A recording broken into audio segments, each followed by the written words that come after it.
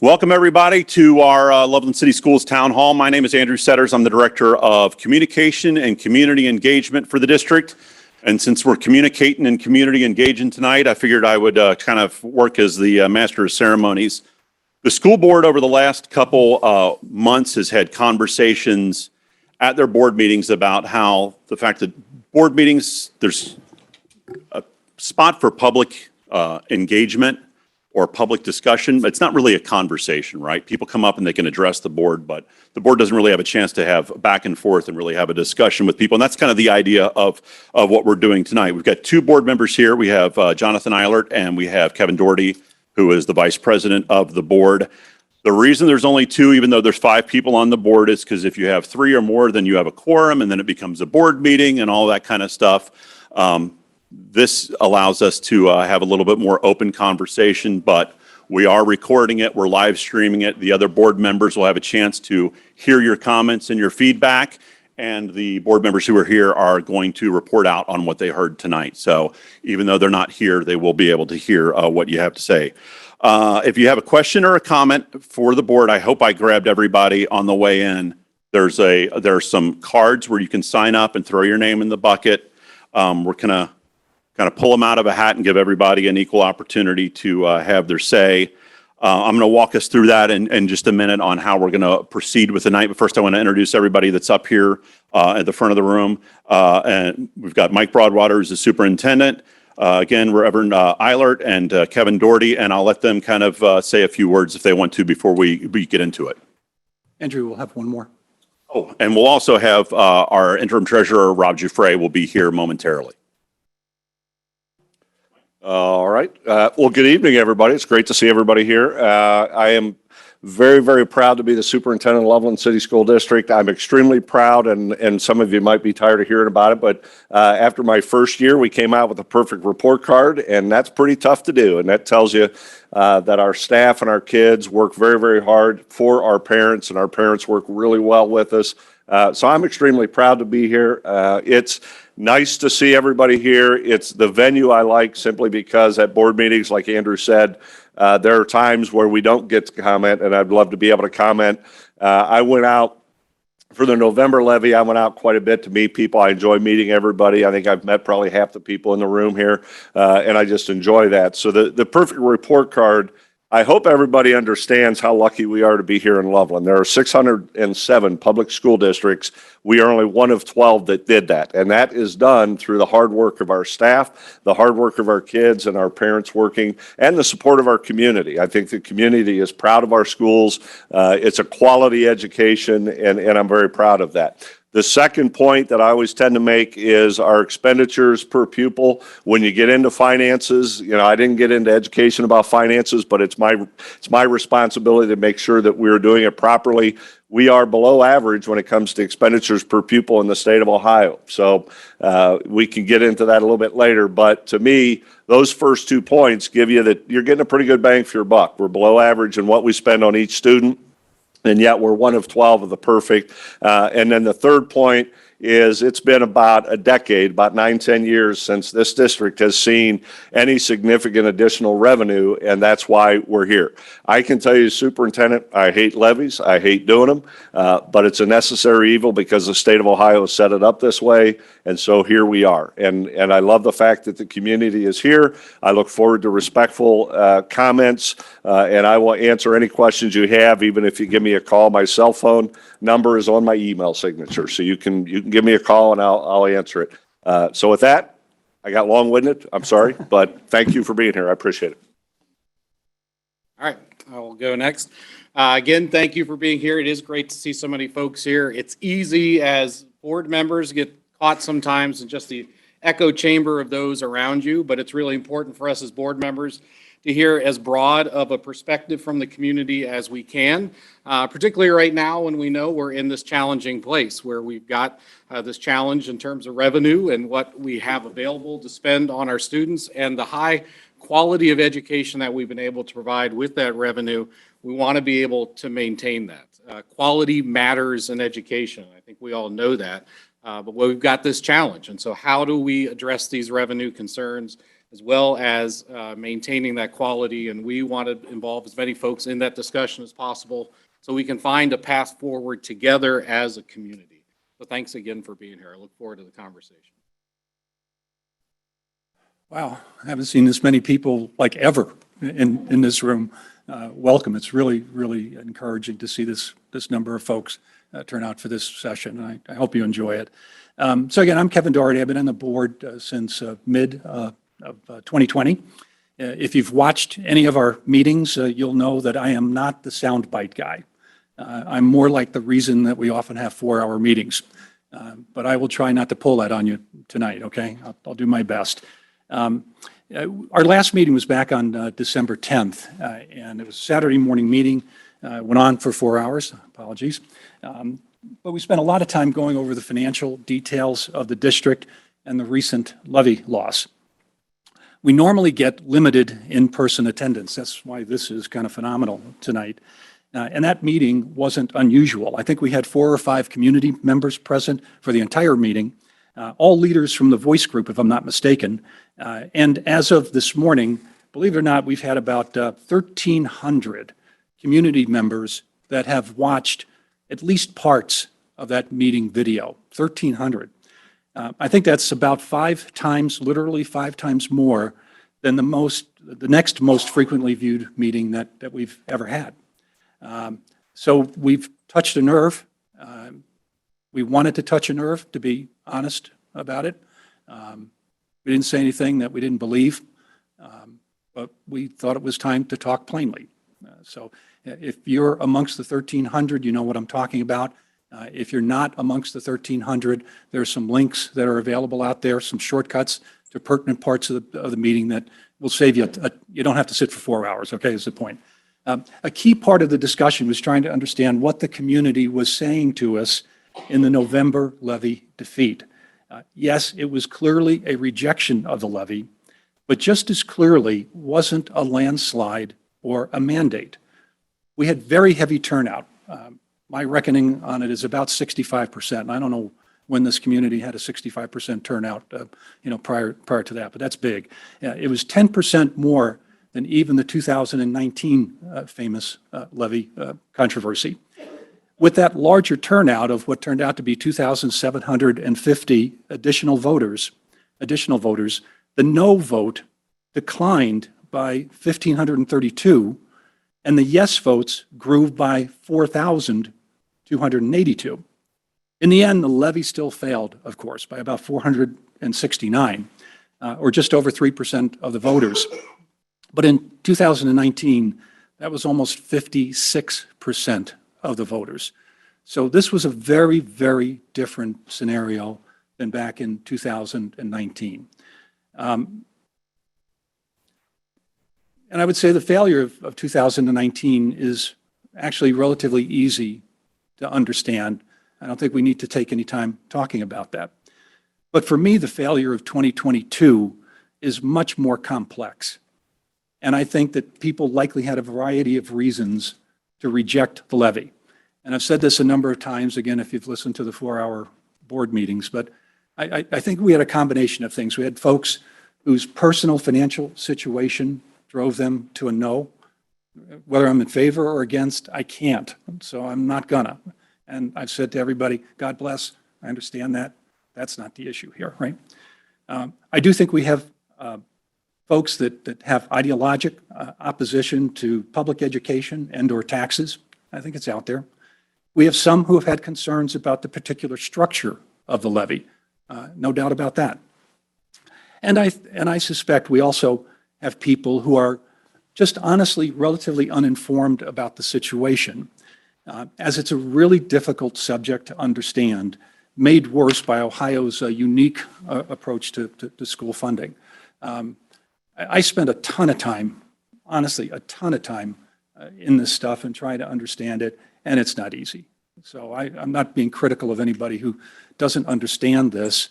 I was talking to a neighbor who was kind of in the real estate business last night, and we've talked about this before, and he still had questions about how does that property tax thing work, and et cetera.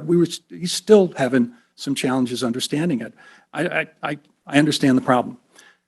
But in the end, the growing financial challenge to our local schools continue. And this town hall was clearly one strategy we discussed, and we asked Mr. Broadwater to put tonight together so we'd have an opportunity to understand a bit more about where the community is. This is the Holy Grail. We've been trying to understand what's the heart of Loveland for years, and I hope tonight we make some progress on that, okay? I do hope that it will be a very different session than our board meetings, which have a degree of formality driven by their public business purpose and legal controls on them. I will try, when I think I can be helpful, to tell you what I, as an individual, think about a topic. I'm anxious to do this, but only if I think it'll be helpful. But please understand that neither Jonathan nor I are speaking for the board, which again is a legal entity. The board is a legal entity comprised of 5 total members who only speak as a group when they decide to speak at all, and they do that with an agreed upon statement. So that's a ton of overhead, and it's the reason that we only have 2 of us here tonight to kind of unleash us and allow us to have some interchange that, unless we're having a one-on-one conversation, you have probably never seen. Okay, so we're optimistic about that. I may take the opportunity if it's helpful, because I'm a research guy and I'm into numbers, and if I think it'll be helpful, I may share information beyond opinions with you, but we'll just see where that goes, whether we need to do that or not.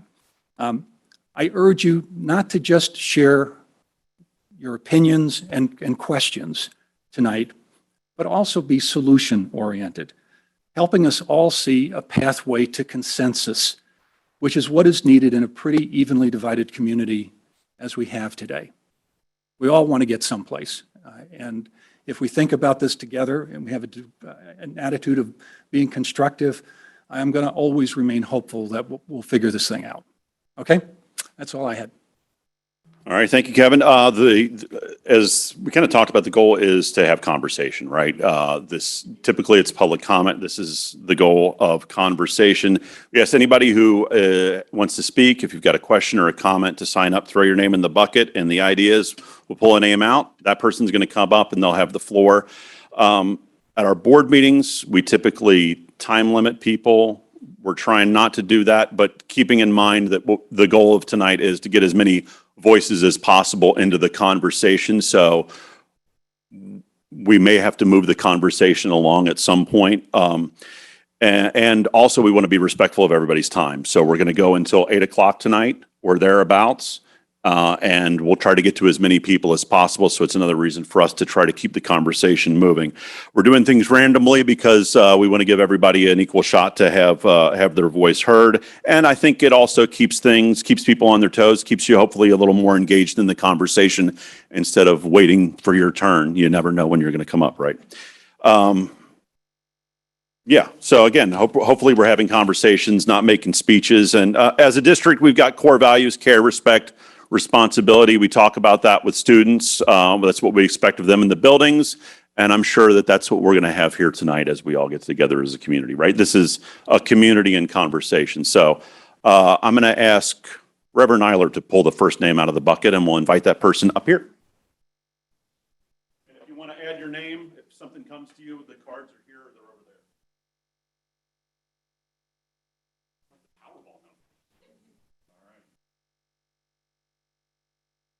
And apologies if I mangle anybody's name. Courtney Kaiser. Come right on up, Courtney.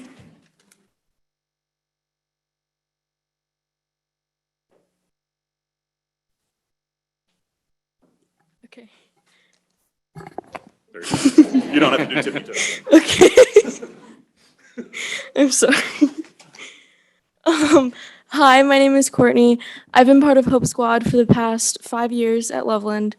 It's peer, not support group, but I've been trained to recognize mental health issues in my peers so we can all help prevent suicide. How would this program be affected by a failed levy if that would happen? Anybody wants to answer that? I'll jump in, Courtney, give you an answer. If you're not aware, Hope Squad, we have from 5th grade to 12th grade. I believe we are the first school district that has Hope Squad down in the 5th grade level, if I'm not mistaken. I see by the nods, I'm okay. But Hope Squad, Courtney, I will tell you that the training has already taken place in regards to staffing and so forth, so that in terms of expenditures, it is something that we wouldn't be looking at simply because Hope Squad, again, if you don't know, is dealing with student mental health and helping with our kids and just being a positive influence. And anytime you have kids in a leadership position, that's a great thing. And you even being here is a great thing because you're being a leader. So, but I think Hope Squad is something we need to have. Yep. Okay, thank you. Thank you. Can you pull the next name for me? Sure. See, it keeps this exciting, right? Amy Whitling? I mean, it wasn't that hard. Well, it's 50-50. Thank you for having this tonight. We are parents of a kindergartner and a preschooler, and in the process of figuring out what childcare is going to look like next year. What are the odds of any changes to start or dismissal times for next year? Is that a possibility? I'll take that one. Yeah, go ahead. We haven't discussed it. We made the changes this year simply because of the expenditures and the lack of bus drivers. And so there's been no discussion. I would not anticipate any changes in start times. Okay.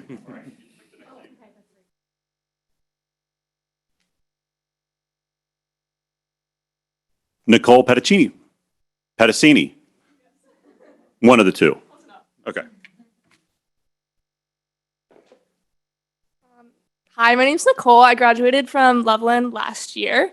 I was in the gifted program when I was in elementary and middle school, and I've heard that that's been cut due to a lack of funding. And I was wondering when that happened and if it would be possible to bring that program back in the future. I'll take that one. Nicole, great to see you. How's college? Wonderful, Great. thank you. You don't miss high school? Okay. Maybe, All right, sometimes. okay. All right, it's a great question. Our gifted program, there was a staff member that was dedicated to the gifted program. And if you're not aware, there were about 50 staff positions cut about, I believe it was 2 years ago, prior to me getting here. And that was one of the positions. And on our state report card, while we did very, very well, that was one indicator that showed that we need to do better. And it's simply because we don't have anybody overseeing it. Would make sense that you're lacking a little bit. I don't see it coming back in the near future if we don't have additional revenue, unfortunately. And I can tell you that we do a lot with our gifted students. Dr. Puerta is here, our assistant superintendent. We do a lot in the classroom. We work as hard as we can. But to your point, Nicole, if you have a dedicated staff member running it, who we had somebody who was phenomenal doing it, we would love to bring that position back. And it's important for the kids, just like yourself. It obviously worked pretty well for you.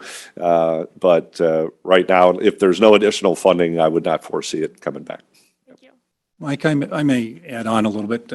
Go ahead and do that, but I may just add a little perspective to what you're hearing here in these early questions, and that's that. Again, if you listen to the December 10th meeting, we talked in depth about the financial situation in the district, and I keep saying, Mike and Mr. Dufresne, Rob will be here shortly, did the right thing by alerting us early about the need for a levy before it became an emergency. We're not quite there yet, thank God, because the way this whole process is set up, you kind of have to be at least a year ahead of the curve. You have to be able to see a year or more down the road that you're going to have a cash problem, because that's how long it takes to get the money from a levy if it is ultimately approved. And I've shared, if anybody's interested, I may do it later tonight, but I've shared a graphical view of what happens to cash within the district. You hear things like a $14 million cash reserve. I am so sick of hearing about $14 million. because it is a highly irrelevant number. Yes, at the end of the fiscal year, there was $14 million essentially in the bank. But what happens, and the analogy to that is your home checking account. It's the way I always describe it, right? Your checking account at home looks really good on payday and not so good on the day you pay for rent or the mortgage. Well, that's the $14 million. That's payday, almost.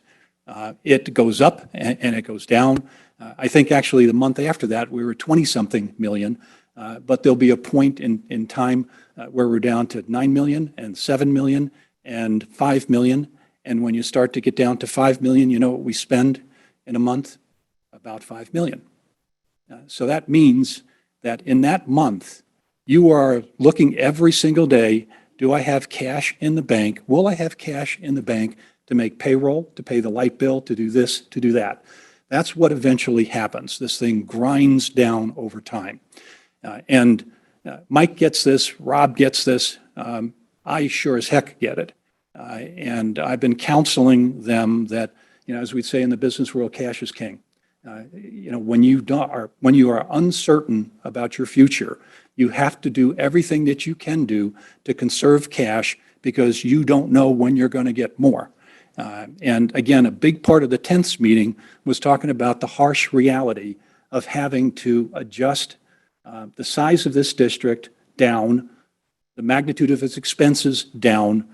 There are things, yes, that you can do, and there are things that are being done that don't involve headcount reductions. But the harsh reality is that, if you will, the real money is associated with human beings. And that is an incredibly sensitive subject. Some folks get criticized for talking about headcount reduction numbers and when's it going to happen and how much is it going to be. And the tone of our meeting on the 10th was to do everything that we can do to avoid cutting anybody. But reality is going to be reality at some point, and we're going to try to stave that off as long as we can by whatever means we can, at least until we have some certainty about future funding sources.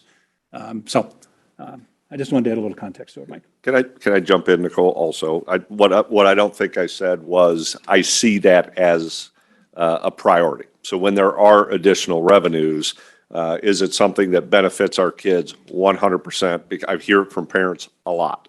And so when there is additional revenue, it doesn't mean necessarily we're going to add a staff member. It means we might be able to take somebody who's retired and just show that that is a priority. It is a priority because we have a lot of gifted kids here.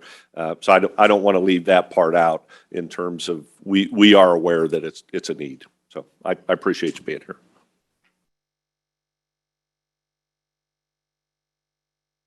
Ronan Mirza.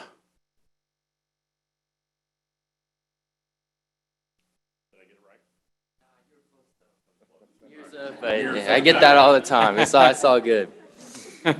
Hi, my name is Ronan Mirza. I'm a senior at Loveland High School, and I'm also a part of some of the more creative, out-of-the-box classes, such as the Loveland Green Team and the News Network.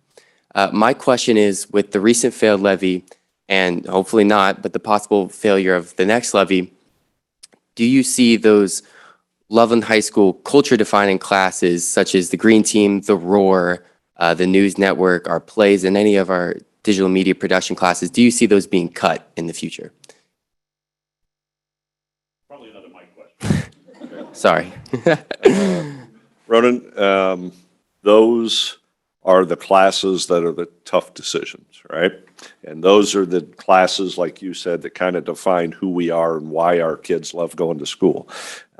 When you look at additional revenue, I'll go to what Mr. Doherty had stated. We heard a lot about the cash balance, and with the failure of a levy in November, we'll be able to bring that cash balance down. And so that's what happens. So what we try and do is preserve as many student programs as we can. So to Kevin's point,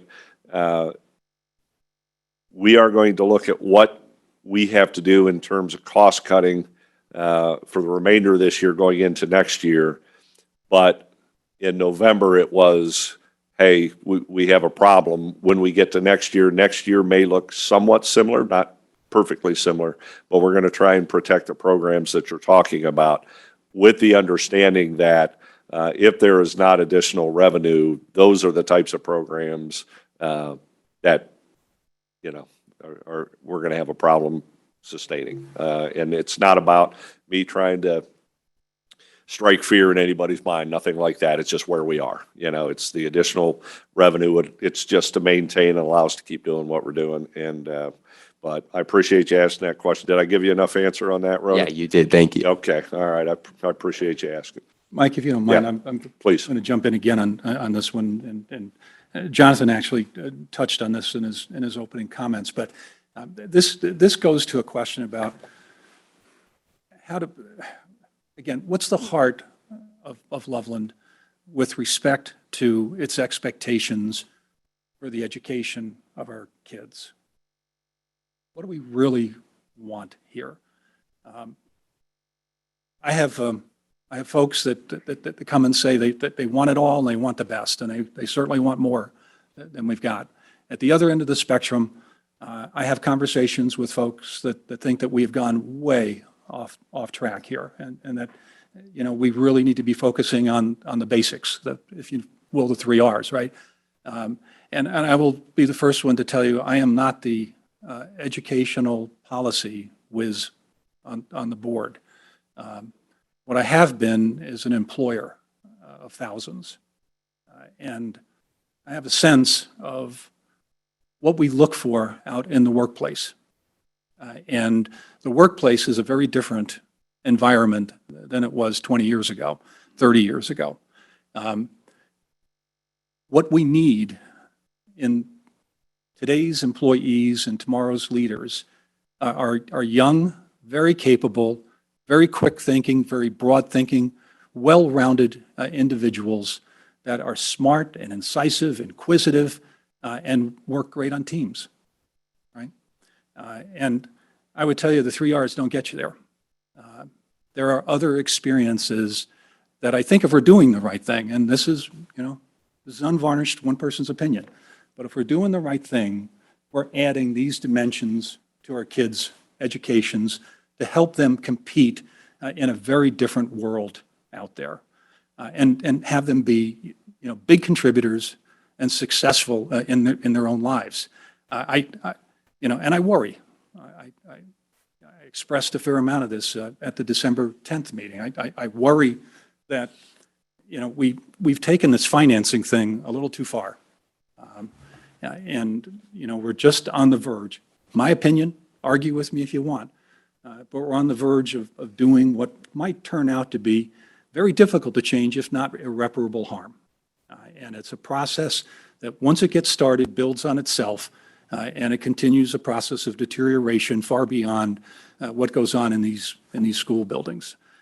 So I take more of a viewpoint on this than just the dollars and cents. As I've said many times, I think these schools are a community asset. I think this town is built in part, not exclusively, but in part upon you know, a great school system that has a great reputation. And I just worry, I'm just being honest with you, I worry that, you know, we're just on the verge of hurting this thing. And I don't know how to fix it right now. You know, we can go back out with another levy. Who knows? Who knows whether it's acceptable or unacceptable. But if it's unacceptable, our earliest opportunity to do one would be May. Made no decisions, would be May. If that either doesn't happen or it's unsuccessful, you know, we've got another shot in November. But then effectively 2024 is over. We don't get it passed this year. We know what our revenue is in 2024, and we know that our expense load is going to increase. It's like, you know, the average wage increase across the country I was reading yesterday, I think, is 4.5%. Just about everybody's costs are going up, and costs will go up here. And as costs go up here, that means the so-called deficit gets bigger and bigger and bigger, and you get closer and closer to running out of cash someday. And we would not be responsible if we let that happen. And the way not to let it happen is to start to do some of the dismal things that we've talked about not wanting to do, but might be forced into doing. That's the worry. That's the concern. Yeah, I, one way I would also describe that then, I think what Kevin and I would both agree on is that it's why we have a hard time. I know there are some that see this as an expenditure issue, but we really see this as a revenue issue because we don't see a path forward without increasing revenue where we don't do that kind of harm. We know we've already done some harm to our educational product here in Loveland through the cuts that we've already made for previous failures and levies. We've been able to reduce that as much as possible. But we know the gifted program we talked about before, that's hurt us. We see that in real numbers. We know that our teacher to student ratios are increasing to the point where we have some of the highest ratios in the state. That's a problem long-term. It diminishes our ability to make other adjustments without significantly harming the education of the students in this district. So while we've got to listen to the community, we're also responsible as board members for the quality of the education that we're providing for our kids. And we feel like we're getting into a tougher and tougher spot. So we're always going to look at those expenditures. We're going to have to look at them if we don't get revenue. But we don't see that path forward for quality education without additional revenue. We're going to diminish the quality. I don't see a path forward without diminishing quality if we don't increase revenue. That's the challenge we're in. So how do we have that discussion where we figure that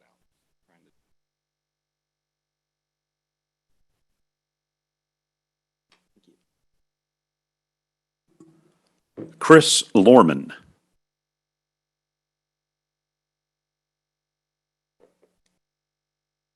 Welcome, sir. Yeah, I misunderstood the purpose of the meeting. I thought this was exclusively to deal with the Loveland school levy, but I did want to make a few comments. Pardon?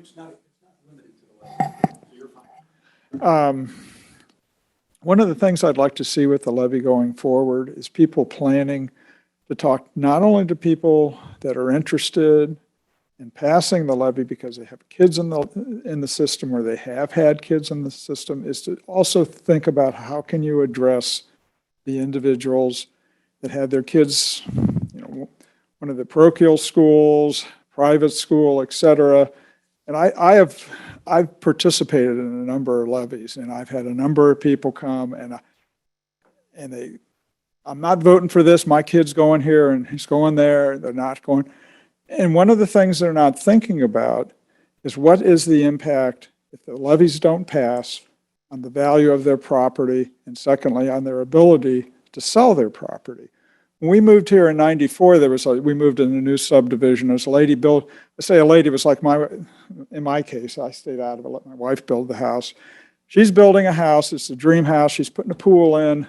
They lived in Milford. And any of you that lived here then, remember, Milford was not passing their levies. And they couldn't sell their house. The realtor said, pull the house off the market. They never moved into the new one. And that's a perfect illustration of that. Another good example of that is the Little Miami district. And I talked to an individual that moved here from Little Miami, and he moved here because it's Loveland passes their levies. And they weren't passing them in Little Miami. So one of the things I would stress that needs to be built in the effort to pass a levy is to address those individuals and help them understand this will help maintain your real estate value. It will help you be able to sell your house going forward. That's been missing before, and I think it needs to be there because there are plenty of people, all they think about is their pocketbook in the immediate sense. My kids don't go there, they're not going to benefit from this, and they vote no. And they need to think about the other part of it. So, Could I ask, we really, before the November, I was out many, many evenings and talking and really trying to reach out to the people you're talking about. We had many evenings through community engagement. What you're saying is 100% correct. I know we have a realtor in here that is hearing from families that live in Loveland wondering when they need to sell if a levy's not going to pass. And it might not be today, it might not be tomorrow, but that's kind of what happens. But my question is, how do we we've got a community newsletter anybody can sign up for. If anybody asks me to come out, I come out and talk to them. How do we reach that group? How do we do that?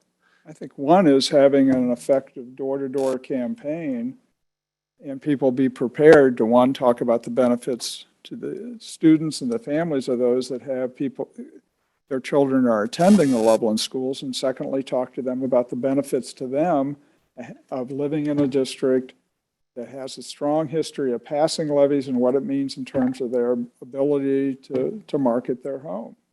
And I can tell you, those people don't think about it, but you look at a place, like I said, you look at Milford, you look at Little Miami. I mean, there's two examples very close of what happened. And I don't say we need to run around and scream, we don't want to be Milford, we don't want to be Little Miami, but we certainly don't want to be viewed as an area where people don't pass school districts, or the school areas. You know, I was at a holiday gathering right before Christmas. A whole bunch of people I used to work with, and we're all talking about this kind of thing, and I was explaining what was going on. And the reaction that just stuck with me is somebody said to me, Loveland? You're having this issue in Loveland? And yeah, we are. I'm sorry to say, but we are. And you know, I've lived here for 22 years now, and I don't understand this. I don't understand what happened to us. It really feels like there's been some kind of a change, and this isn't the town that I've always known. And we need to find our way. You know, the fighting, the arguments, all the stuff that goes on, to me, it's just got to stop, and we need to have a rational conversation. It's a problem. We need to figure out the answer to a problem. And I appreciate your. Well, like I said, I think one of them is a strong door-to-door campaign, and people be prepared to talk about, one, about the benefit of the levy to the students and the family associated with it, and two, to the benefits to them as an individual that is able to market and sell your property. And we have real live examples around us where it didn't happen because people weren't passing, you know, the levies weren't passing, and people were, couldn't sell their homes. No one wanted to move to those areas, et cetera. And I think that both of them need to be emphasized.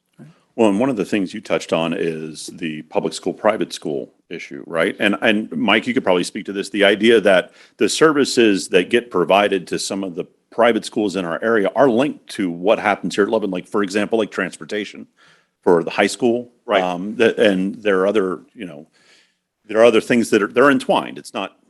And it goes Right. beyond high schoolers. I walk my wife's dogs in the morning, and I walk by some kids, they're waiting to get the bus. One goes to one of the parochial schools here, and the other one goes to the Montessori school up on Loveland Avenue. And we bus those kids. And you bus them, and they're both in elementary school. Yeah, first of all, my question is, it's your wife's dogs, not your dogs? If you saw them in action, you would know whose they were on chopped cabbage. No, but we certainly the parochial school parents are paying property tax, and so they should get services per the state of Ohio. We're required to, but beyond that, the transportation is a big part, and we had high school busing as part of it, and that's part of the discussion with the Board of Education. Where do we go with that? And I met with some families and some teachers of our lower socioeconomic group, and they're struggling right now they're paying Uber every day to get their kids, and we're trying to work with parents. Somebody in here I know is trying to work with those families. But anyway, so in terms of the parochial and the easiest thing I can say is if you just put education aside and look at property and an investment in your property, you might put $400 or $500 a year in your mulch beds and in your flowers. This is a pretty good investment in your property, and we will continue to not increase our expenditures as much as possible, make any levy ask as reasonable as possible. We know that, you know, we're not tone deaf to the fact there's inflation and some people are struggling, but the parochial parents we can provide, but it also is an investment in your property, like you were saying, Chris. It absolutely is, and like I said, a lot of those people, they don't think about it. All they're thinking about is my child goes elsewhere, and I'm not going to vote for it. Yeah, I appreciate it. John Herbin.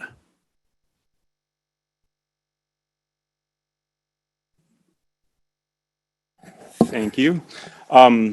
So first of all, I just want to say thank you. The fact that the schools are scored so well on such a in such a financially responsible level of expenditures is really great. So thank you for that. And I understand that that is happening because we're sort of kind of a deficit spending, if I understand correctly. So that can't continue in that way, but it's pretty impressive that we're there. So thank you for all the work on that. I just wanted to share that one of the things that our family, so I have 3 kids in the Loveland School District. Well, I did. One of them is in college now and 2 are still in the schools. And one of the things that we really have benefited from throughout their schooling is the music and arts programs. And all 3 have been involved. In fact, my son had the benefit of being part of the jazz bands, which Loveland, I think is pretty unique in that we have a middle school jazz band and 2 high school jazz bands. At least that's been that way for several years. That's not typical. It's in fact, a lot of programs, a lot of schools can't even afford, don't even have 1 jazz band, much less 3. So Caleb was part of that jazz program from 7th grade all the way through high school. Had the benefit of being part of honors bands and actually went to college and plays jazz. Even though he's not a music student, he plays jazz at college and actually won scholarship just to play music at college. So financially for us, it was a real benefit. But I just think about all the benefits they get from being involved in music and the arts and how that affects every other part of their academic life and their social life. That's where their social groups were. Those are really important programs. And my daughter was part of Mrs. Henn's Mallet Madness. I mean, just it goes on. And it's really scary for us to think about those programs not getting adequately, supported as we go along. I think we don't celebrate our music programs enough. If you think about the quality of our show choir program, the quality of our other programs, the things that they go out and do outside of Loveland, outside of our state even, and the name that they make for themselves, I don't know that that gets highlighted really well enough for the quality that it brings. And so those are the kinds of things that start to get at risk when we can't fully fund it. Middle school theater programs, high school theater programs, all those things. So I just wanted to share that experience and the importance for our family in seeing those things not get impacted. And we've already had some of those impacts with the prior levy because we lost some music instructors and had to shuffle the deck a little bit. So my question, getting to a question after my, let's go. To our understanding, and we were one of those families, by the way, that didn't move into Little Miami because they couldn't pass a levy, which we're really thankful that we're here now, but we chose in part because of that thing, so it's real. The other thing I would advocate for people who are in the community and maybe don't have direct students in the schools or their students are in another school is just the quality of community life when you've got a well-supported school system.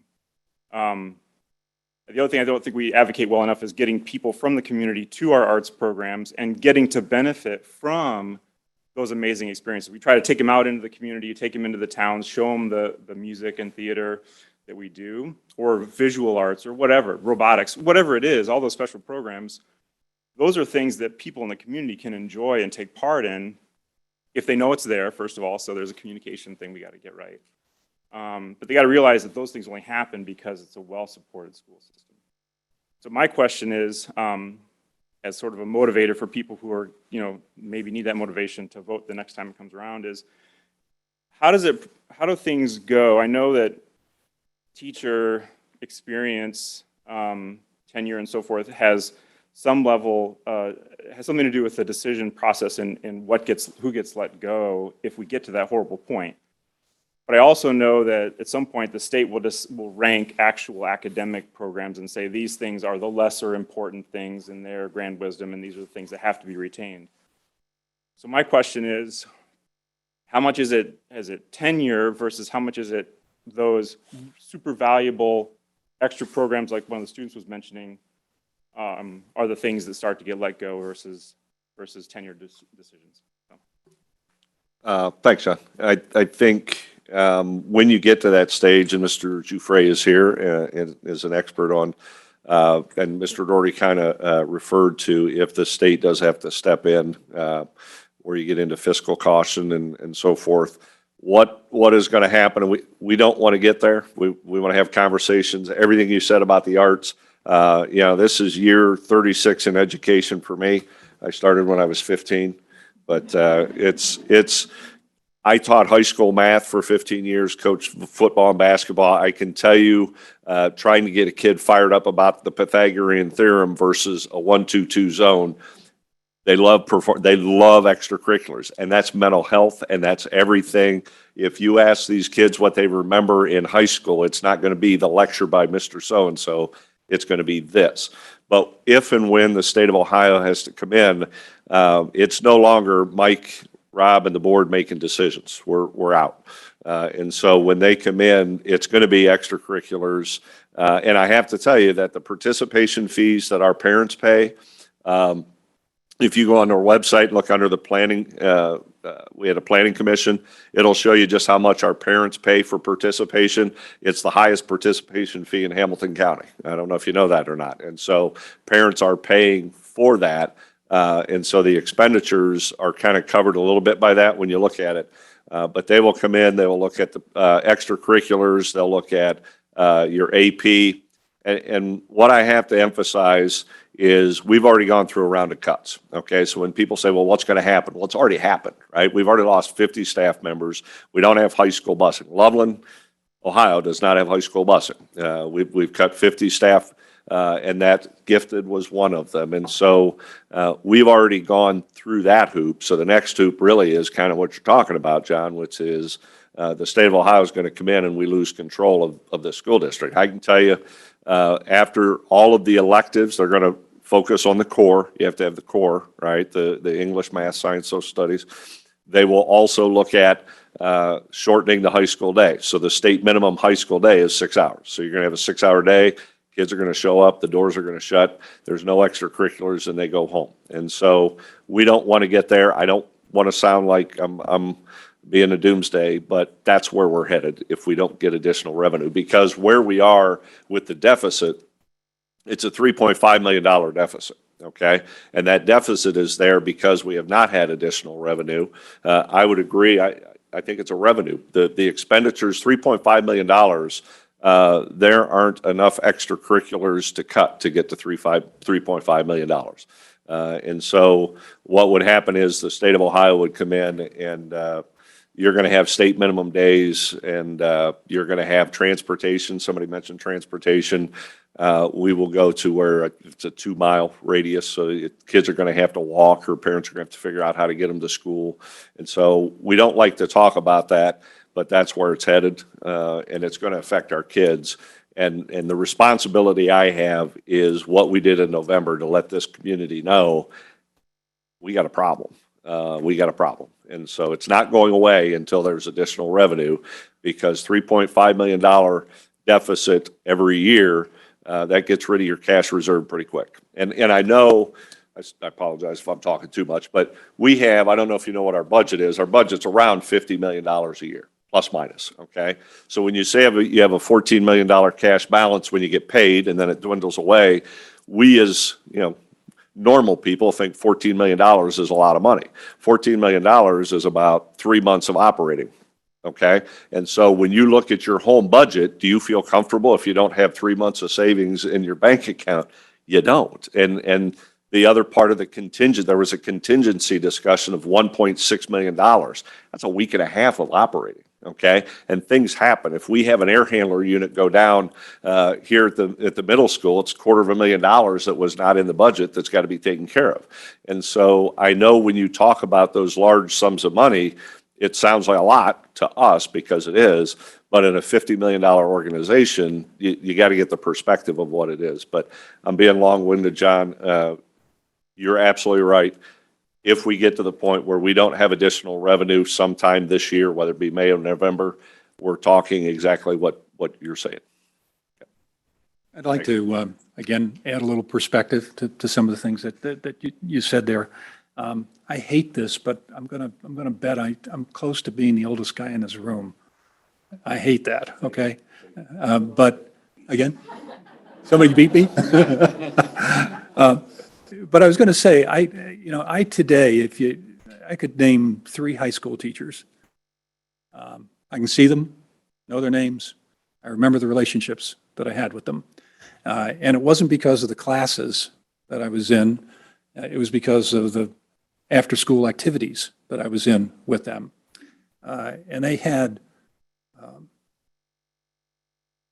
lifelong effect on me, right? And I would bet those of you that have been out of school for a few years have similar recollections. This is an incredibly formative time in a human being's life. And the impact of things like you're talking about go well beyond, what I think of as kind of the technical learnings that we have in the classroom, right? So I always think it's important to kind of feel and to visualize what it is we're here to do and, what this whole thing is about. This is what we're paying for. Okay, so now I'm going to switch over to the practical side of me and talk about things like seniority. You said seniority, tenure, whatever. And it's a big deal because I have a lot of people come to me and say, well, the teacher contract ought to look like this or that, or we ought to do this and such with benefits. And I kind of go, if I have a chance to, I kind of go, have you ever been in negotiations? Have you ever been part of union negotiations? Most people haven't been. So that's why I ask. I unfortunately, in some respects, have a ton of experience in that world. And there's, you kind of start out with a dream. You walk in that conference room, both sides, with a dream. This is what I would love to get out of this. And inevitably, by the end of the process, everybody walks out of the room dismayed and disappointed and with a deal in hand. Everybody does, right? And the point of this is that you don't get to dictate the way things work. You actually have to talk it out and arrive at agreements. So there are things that are a natural part of what we call a collective bargaining agreement, a CBA. That's the contract with the union that represents these various workforces. I want to say that I think that we've been fortunate here that in the discussions that we've had with our unions, they have understood the school's dilemma. And collectively, we've been able to arrive at not what either side really wanted, but at things that ended up making progress. And, I said I might share some statistics with you. We take a lot of criticism for having a very highly paid teacher workforce. Guilty as charged. It's a well-paid, relatively speaking, to other teacher positions around the state. It's very well paid. That's a result of a whole bunch of historical decisions that focused on delivering the best education that could be delivered in this community. Both sides went into negotiations anticipating that they wanted to attract the best teacher workforce that they possibly could and were willing to pay for it. Well, roll the clock forward and economic reality starts to knock on the door. And you start to have very hard conversations about I can't afford any longer what I once wanted. So what do you do about it? And this is part of what I would call the constructive process that fortunately so far has been underway largely behind the scenes. We don't talk about this stuff. We don't like to talk about it. It's uncomfortable to talk about it. Sometimes there are things in there that you just, from a legal perspective, you can't talk about. They're confidential. But the fact is that there has been change. And this is data that I can talk about because it's public. It's out on the state website. Part of the reason that we're as expensive as we are is that we have a very highly tenured workforce, meaning that the majority of our teachers have a lot of experience. They have relatively high qualifications, advanced degrees, that kind of thing, but they also have a lot of time on the job. And the way the salary system is set up, it's a combination of both of those. So if you have a highly tenured workforce, you, by rights, have an expensive workforce too. That here is starting to change. We report three different groups of teachers, those with 0 to 4 years of experience, 4 to 10, and 10 and over. The 0 to 4 group this year versus last year is up 32%. The 4 to 10 and 10 and over group is down right around 6% each. Okay? What's happening there is that a natural process. Teachers are getting to the point where they want to retire, get on with the rest of their lives. And in the past, we would have more often than not hired very tenured people to replace them. The 30% growth in the 0 to 4 group of people tell you that that's not what's happening. That's a conscious decision about changing the workforce here over the course of time. Still trying to find the best possible teachers we can, but one of the things I told you I was worried about before, one of the things I worry about here is that if we get the reputation of going through this business all the time and being in strife all the time, these teachers that we want to hire, these new young teachers that we want to hire, will have choices.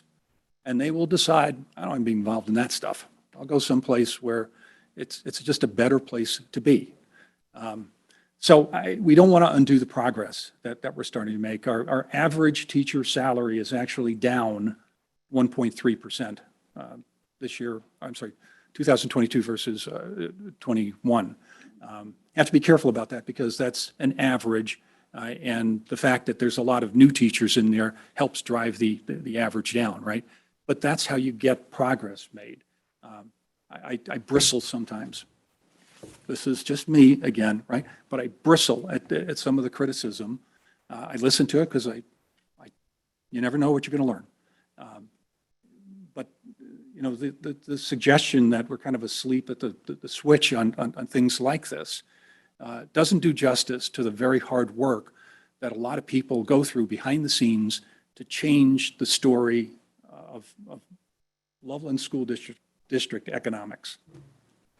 I'm sorry, Andrew, I'm going to. No, go right ahead. I think it's important for everybody to understand our two associations in the negotiations that Kevin's talking about took 0% raises. And then our teaching association took 0% raise for 2 years in a row. And you'll get into the conversation, well, yeah, there's steps or somebody gets steps here. Every single school district has steps. If we're looking to be a quality school district, you know how that goes. You want a good workforce, right? And so when I look at our staff is unbelievable. What they do for kids every day is unbelievable. But what we have is a veteran group that we're able to hire 0, 1, or 2 years. And I told Garth Colley, our HR director, we need to hire young because they're a little bit less expensive. But because we are Loveland and people want to be here, we get the best of the best coming out. And because we have excellent veteran staff, the way it works, and everybody knows this, is that veteran staff is able to mentor these teachers, and we're able to keep the Loveland way going. When you break that, if we're not able to hire the best and the brightest, if we're having people leave because we can't pass levies, there is no coincidence, and I'm going to stop after this. If you think Kevin Doherty doesn't spend 8 hours doing charts, he holds my feet to the fire on finances, I'm going to tell you that. But the one statistic that Kevin brought up with the 12 districts that got a perfect on the report card, what was the correlation between that and veteran staff members? Yeah, so let me just say, 9 out of 12 of them have similar tenure profiles as we do. And I'm going to also say, just doing this super quickly, maybe 8 or so out of the 12 have similar average salaries that we do. So I'm not saying that's mathematically definitive, but it certainly suggests a relationship. And I think we all can relate to as we go through our jobs out in the world.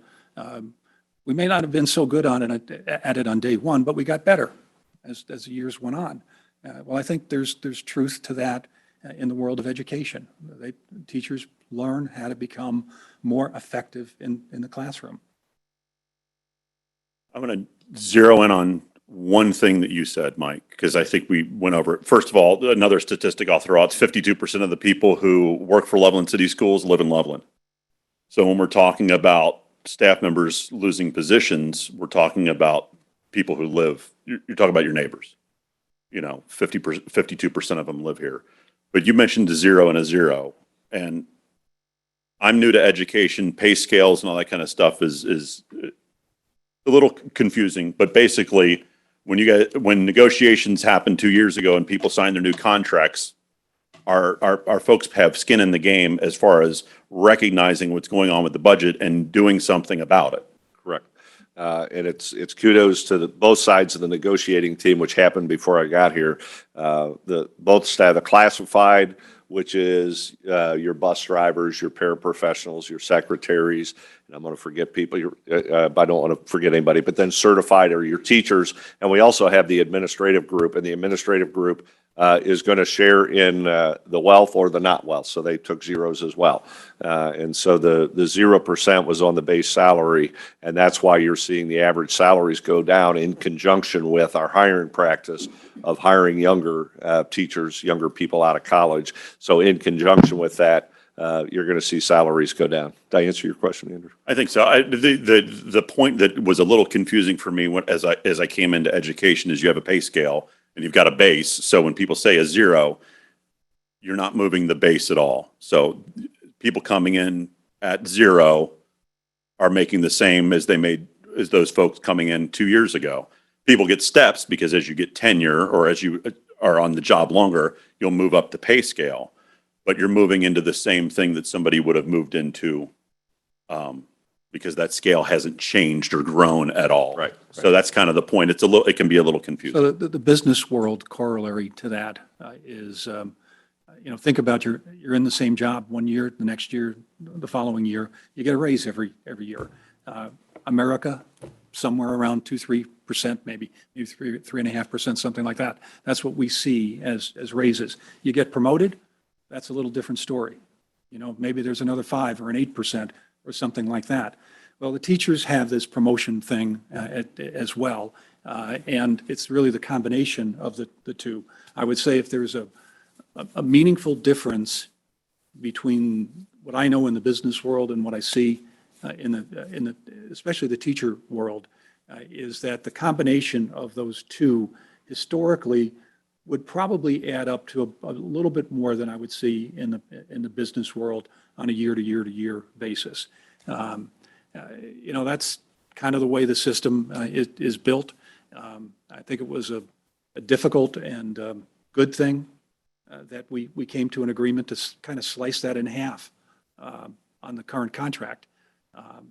But at some point, you end up falling out of competitive salary positioning with other school districts, and you've got to deal with that reality as well. Things change, but they change slowly. Well, and inflation's happening for everybody, right? I mean, salaries are going up in the rest of the world, and The point I've made, 52% of our staff live in the district. So if and when a levy passes and they get a 1 or a 2% raise, guess where it's going? They're paying for the levy, right? And so that's why people get increases, is because just like in the real world, there is inflation, and that's the way it works. all right, this is just a question somebody wrote on the card. They didn't want to come up and ask it themselves. Will you put an income tax levy on the ballot? Mike, do you want to address the idea, or Kevin, do you want to address the idea of an income tax in a? Yeah, let me take that one. So this is, I'm going to answer it. Well, I can't answer it directly because I'm not the board. So the board has to decide whether there's going to be. Maybe just explaining Yeah, what here's that the means thing. for people. Here's the thing. By law, we have, 3-4 different options for types of levies for operating expenses. We can do what we did normally here, including past November, which is essentially an operating levy for X number of dollars. We always talk about it in mils or percentage of your home value, but what it really is X number of millions of dollars. because the millage changes over time to make sure that it's not more than the $4.9 million. That's a big thing that people usually don't understand. And this is one of the things that's unique in the country about Ohio. Once voters approve a levy, the dollars are what are actually being approved, and the assessor's office, whenever they go through a revaluation of the property, adjusts the millage down to arrive at the same number of dollars, right? And a couple of meetings ago, I brought my own property tax bills separated by 5 years in here to kind of prove the point. And surprisingly to me, by the way, my school portion of the real estate taxes actually went down a few bucks over the 5 years, and that's just because of some bond repayment things that were happening, but it didn't change, right? So you can have that kind of a levy. The kind that we've proposed is, in the past, typically is put it up once, approve it, and it gets layered onto all the other historical levies, and it stays there forever. It's actually called a continuing levy. You saw lots of no permanent levy signs up around the community. It's not called a permanent, but it's okay. It's not an unfair description of what it is. You could have a fixed term levy, and this is what our neighbors in Franklin have done, where you put up a levy for a fixed period of time. So it could have been 4.9 mils or $4.9 million in our case, for sake of argument, 5 years. 5 years rolls around and it goes away. Unless the community says, okay, we'll reapprove it. You actually have to go through the whole same process of going out, putting a levy up. And because inflation will have had its way with you, it won't be 4.9 at that point. It'll be 4.9 times X, let's say, times 1.5 or 2 or something like that. And the problem that happened in Franklin is that got to 16 mils, and lo and behold, the voters turned it down. So they have a 16 mil hole in their budget all of a sudden. It's a massive problem in comparison to us, which is part of the reason that we've been resistant to doing these so-called fixed-term levies, because they really, in my opinion, don't provide any more accountability. We're coming back to the voters, the way this whole thing is designed, we're coming back to the voters every several years, no matter what. And the voters have a chance to hold us accountable every X number of years. The risk of losing financing that you've had in place for 3, 4, 5 years, not to mention your new needs, is potentially devastating, right? Hey, Kevin, I'm going to jump in and talk about the income tax part of it. I think one of the arguments that people make is, I was getting to it. yeah, I know, but so property taxes is one thing, and for people who are on fixed income, I think they advocate for income or earnings taxes because Right. they're on a fixed income. Right. So there's two different kinds of income taxes that are available to you. A standard income tax, and that's certainly available to us.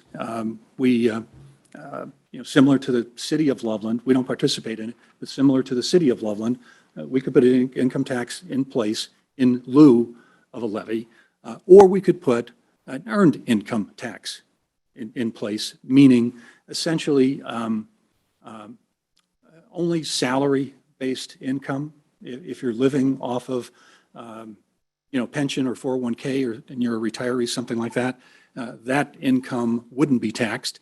And therefore, an earned income tax is obviously attractive to that portion of the population. Two problems with these. One is if you're into accountability, you lose it with this. So all the people that hammer us continually about, we want you to be accountable for these things, income taxes are permanent. They don't go away. And they're kind of good in a sense that as your income goes up, our revenue goes up. And we might actually be pretty happy about that. You, as the taxpayer, may be less happy about that. The other problem with the earned income tax is that it applies to, I don't know, sake of argument, 15% of the community. And the dollars have got to come from somewhere.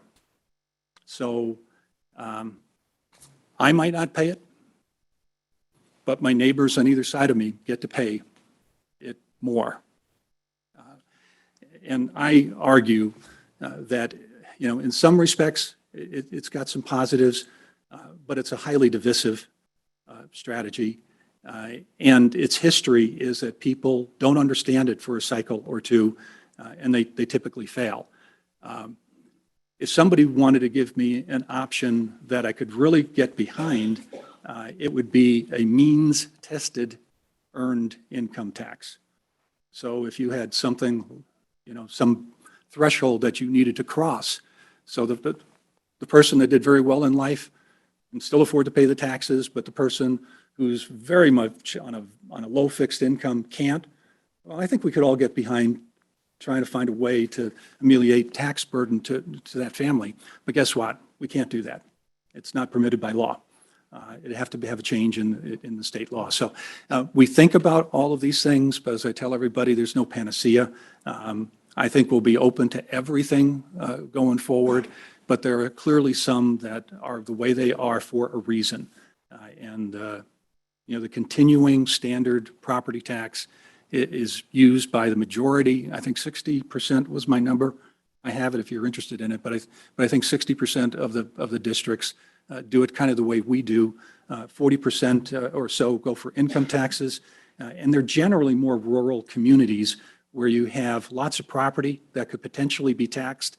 And if they did a traditional property tax, there would be an economic imbalance in the community. That's generally where you find income taxes used as a tax strategy in the state of Ohio for education. Mike, quick thoughts, income tax? The only thing I would say is the earned income tax is kind of an inflationary adjustment for schools. It's not a bad thing for schools. You can't get them passed because people with their income, that people don't like their income taxed. And so, Rob, you may know better than I, but we've only got a couple school districts in the area that have been able to get them passed, and one of which was probably back in the 50s or 60s. But you struggle to get them passed. I don't know if you have anything to add, Rob.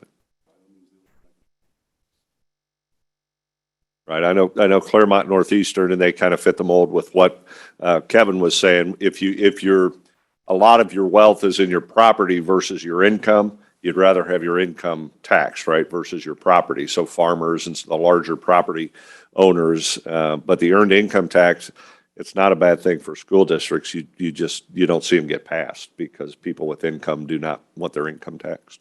Awesome. I'm going to pull another name, and congratulations on everybody for hanging in there so far. If we move into like the lightning round at this point, we'll get everybody heard. Sydney Jenkins. All right, hustle up, let's go.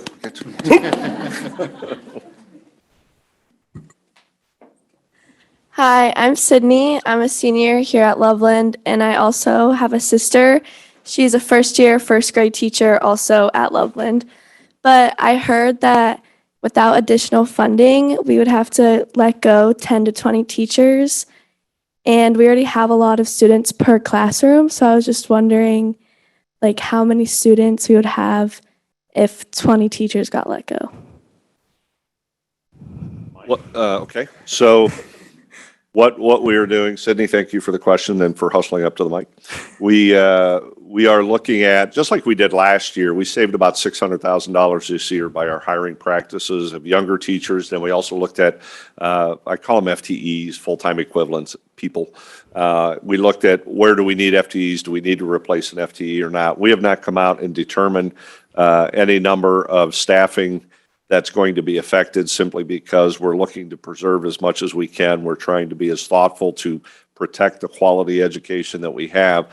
The other is, but so at the end of this year, as we progress through, we will have retirements and resignations. And so we're going to look at each and every one of those and see where we can save. And we will probably try and not replace any of those, which you might have 5, you might have 10, but at the end of the day, we're going to look and see how that affects kids. Now, if we get to, if we don't have additional revenue, at some point this year. Now we're kind of getting into what you're talking about, which is a lot. But if you have a $3.5 million deficit every year, okay, and we say 20 teachers, even if they make $100,000, which mostly not, but that's still only $2 million. And so we're not going to cut our way out of this deficit. What's going to happen at some point, to John's point, is the state of Ohio is going to come in here.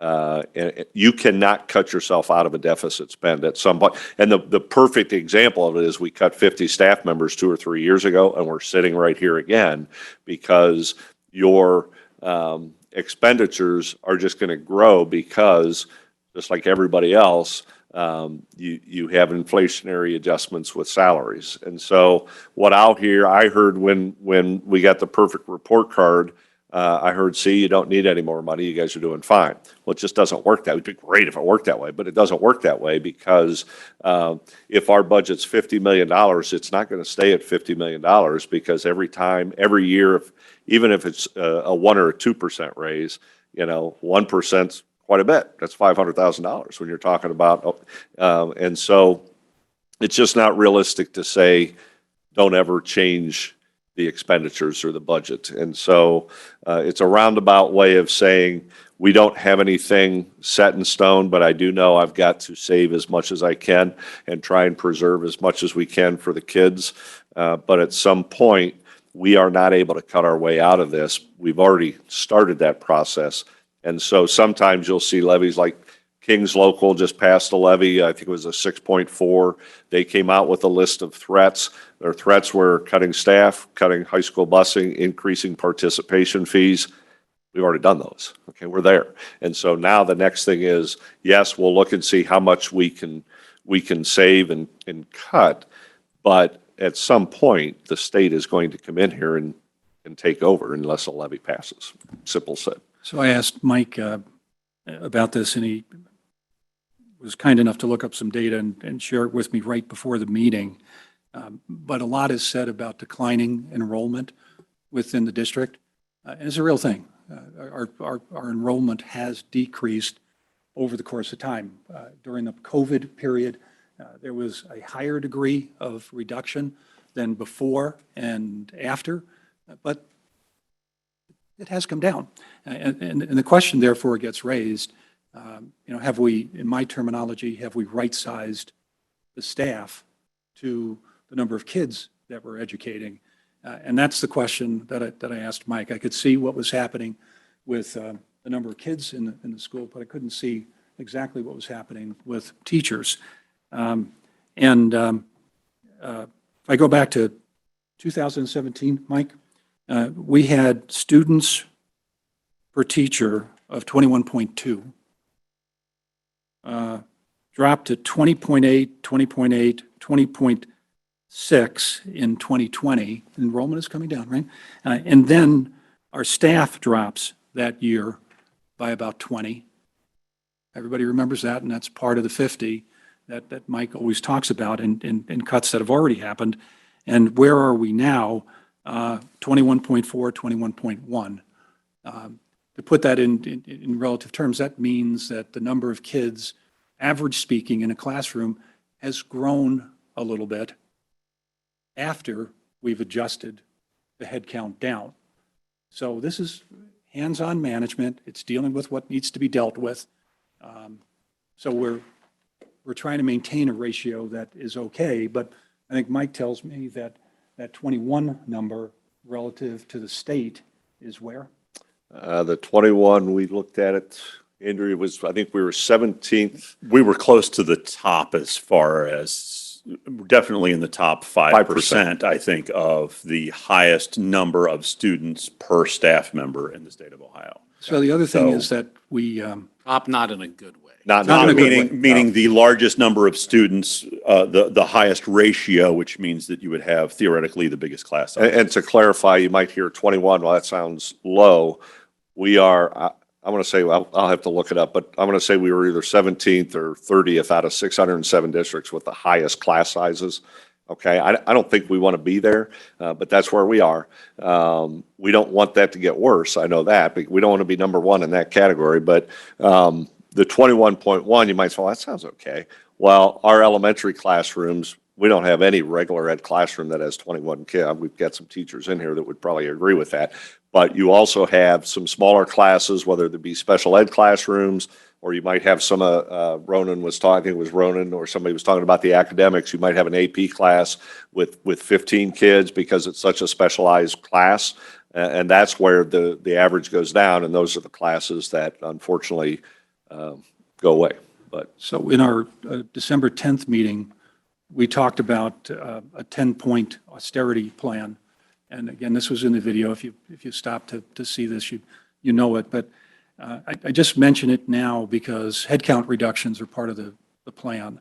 And the way this thing was put together was increasing damage on the district. So lower degrees of desirability as you go through this list. And for example, at the number one on the list was to tell Rob, forget about trying to make money off of cash in the bank, tied up in investment instruments, liquidate them as you have to, because we might need the cash. Except Mike talked about 3.6 million in deficit. We think that's a terrible thing.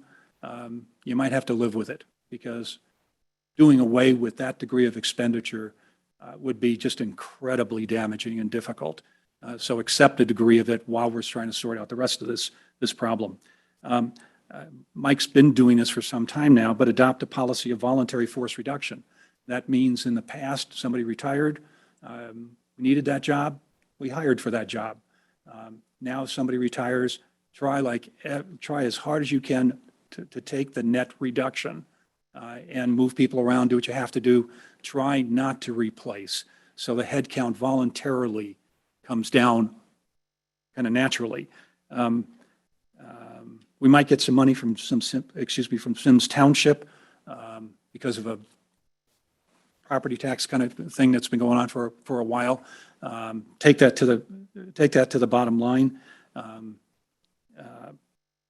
Look at the potential for a 501c3 to seek voluntary contributions from the community to help offset things. And we'll have something to say about this. There's been work underway on that one for a while now, and hopefully we'll have something to say about that in the coming weeks. Obviously, scrub every non-people expenditure that we have. Look at the opportunity for fee escalations. I know nobody wants to hear it, but you got to do what you got to do here. Look for opportunities for non-union employee salary freezes. Why? Because you could do it there. You can't necessarily do it on the unionized side. Going to be a real popular thing if we have to do it, but again, none of these are good. Number 9 on the list is what you're talking about. Number 9 on the list is if all else fails to close the cash gaps, develop the involuntary reduction in forces. So what you see us talking about is trying to put off that degree of pain as long as we possibly can, but it's on the list. Number 10 is a whole draconian, think about selling the district, merging with another district, just turn the whole thing upside down. As I said, degrees of undesirability. Sydney, did your sister graduate from Loveland High School? Kings. From Kings? Does she think it's pretty cool that she's in the district where you're a student? Yeah, Loveland was her probably top school she wanted to work at.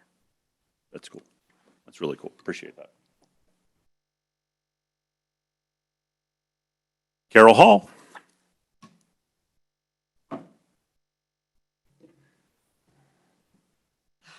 Well, I came here with some different thoughts, but after listening to the gentleman in his statement, I do want to address something. My husband and I are those people. We sent our kids to private school. 4 of the 4 went to grade school locally here at St. Columban. 3 of our kids went to private high school, and my youngest, she transferred here in 7th grade. So we are those people who that I think get referred to a lot. And I guess in structuring this in a solutions-oriented mode, I think one way to bridge that gap and to reach those people is maybe stop referring to them as those people, those private school people. Even though we sent our kids to private school, we supported every levy because we are firm believers that every child deserves an excellent education. For us, we chose it for different reasons. Not every school is the best fit for every child, and we have 4 very different kids, so we made 4 different choices. So I think embracing people in the community, whether it's those private school people or, the elderly people or those who, don't have any more money in their budget and don't know how to say yes to a levy, I think in our process of being so passionate, and you guys all know me, I am one of those, I am here for it, right? Carol's our music booster president. And So, I am yeah. here for it. Like, I am 100% in to do this. It's taking a step back and looking at the big picture. Like, he goes in the numbers, and I'm like, out of here. But, big picture, what do we have to, makes me a good theater director, right? Not so good at the numbers. Looking at the big picture, okay, if none of our variables change, we can't expect a different outcome, right? So I know that there's planning and things going on to reach these different individuals, but bigger picture is what, you both alluded to at the beginning of this. It's the state, the issue is the state and them putting us in this situation, okay? So there has to be a movement to change that. Because until that happens, we're going to be here, like you said, in 2 years, 4 years, 6 years.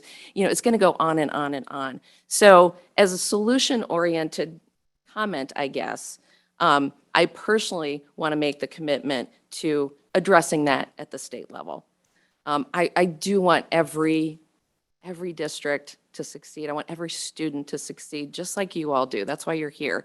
And I apologize. I know I didn't cause this problem, but I apologize to you guys for having to be in this situation. In these communities where there's this division and fighting and arguing and ugliness, it's unnecessary. It's absurd that we are here.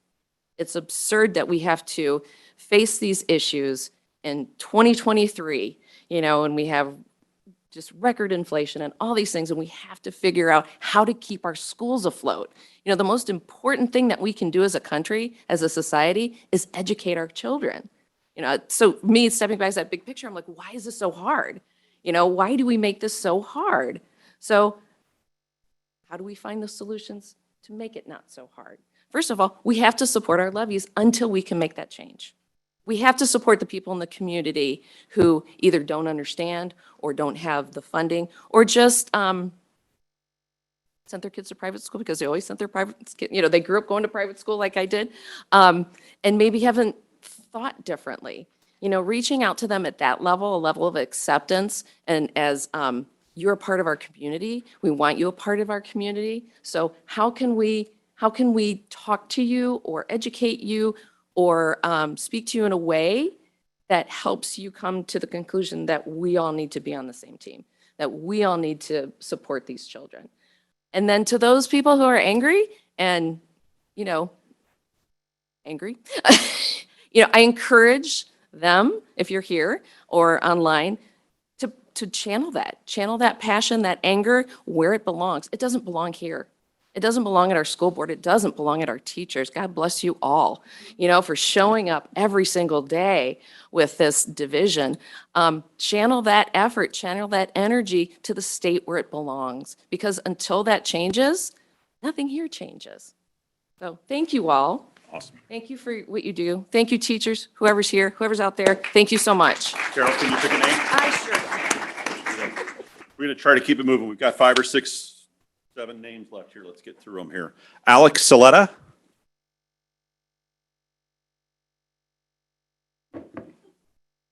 Don't make him run to the mic. I didn't say anything to Alex. My name is Alex Saletta, and I'm a senior at the high school. I know we already kind of talked about extracurriculars, so I'll make this super quick. I run cross country and track, and Not right now. no, not right now, not right now. But both sports have been like a phenomenal experience for me. It's kind of like how I met all my friends. Running, at least for me, is like kind of what keeps me going. Like mentally, it's like really good for my mental health, and I think that it's that way for a lot of people who are on our team, and I was just wondering, I heard that pay-to-pay fees for like all sports could increase to $600. Is this true? And in addition, will busing to our sporting events be cut? Mike? Thanks, Alex. We have not had any discussions about the increase of participation fees. I can't say that's not necessarily going to happen, but what I said before, we already have the highest participation fees in the county. If you look on our website, again, the Planning Commission did the extracurriculars, the participation fees do a pretty good job of covering the expenses. Not everything, but they do a pretty good job with that. And so if you here, it's, I'll go back to what we have said before. When you have a $3.5 million deficit every year, cutting cross country is not going to get you there.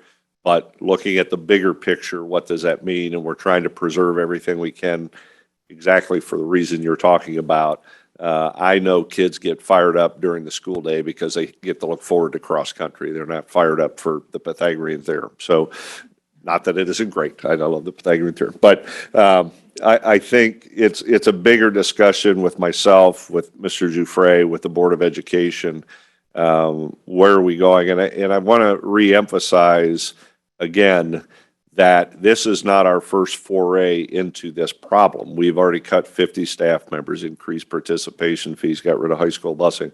And it's already proven that it doesn't get you out of this problem. It's a revenue problem. So if we sit down and we look and we see all of this will solve the problem, that's what we would do. I can't foresee participation. I don't want to say anything, definitive, but we've got a bigger problem than participation fees because we've already broached that subject. I don't know if the board wants to jump in, but I'd have to say everything's on the table. Yep.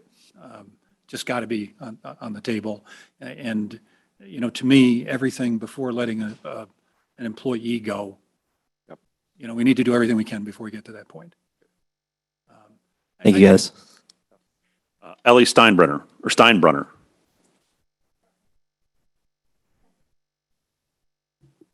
One additional thing on that is that we do want to say thanks to our boosters organizations. We had Carol here talking about the music boosters, but also athletic boosters, and making sure that we address those equity issues with kids that can't afford those fees. And that's just going to increasingly become important. And it's only so fair to put that much burden on those organizations. Well, and I We think, have to do what we have to do. I think you make a good point because in some ways those do wind up becoming community funded Right. because people are supporting boosters organizations that are supporting our students who can't pay the fees.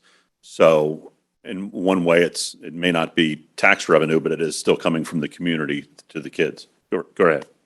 Hi, everyone. My name is Ellie Steinbrunner, and I'm a senior at Loveland High School. And as a senior, I've done a lot of college applications this year. And I've spent my entire schooling at Loveland. And I just wanted to talk about some of the ways that I feel like Loveland has prepared me to be competitive going into college scholar applications. Sorry. So one of the extracurricular activities I'm in is Tigers Inc. And my classmate Riley is going to talk a little bit more about that if she gets the opportunity to come up here. So I'll go quick. But through Tigers Inc., I have been able to continue a fundraiser called Threes for Life. And I know that Tigers Inc. has a possibility of getting cut just because we do have a low class size. We're only there for one bell a day. But today, actually, through that fundraiser that I've continued with Tigers Inc., we were able to go to Meijer and buy 483 hygiene products for the Life Food Pantry. So I just think that's a great way that Loveland schools can help the community, not even through just property values, but just like people who need it.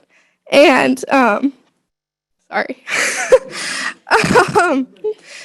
Also, it might not seem like it now, but I feel like Tigers Inc. has helped me a lot with like public speaking, graphic design. That doesn't sound like it now, does it? different graphic design talents, organizational skills, talking to people, emailing them, even like Excel type things. Like it just taught me a lot. And I do really feel like that program has helped me a lot to be competitive for college applications. And another thing is AP classes.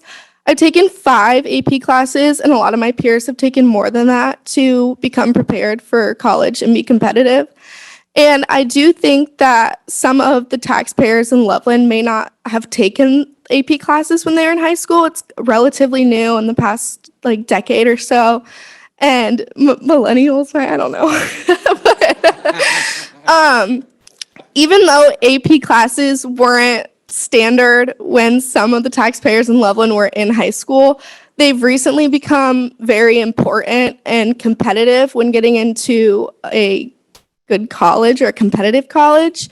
So, although people might think that they're not necessary, I think they're extremely necessary to put on your college application and get into a good competitive program.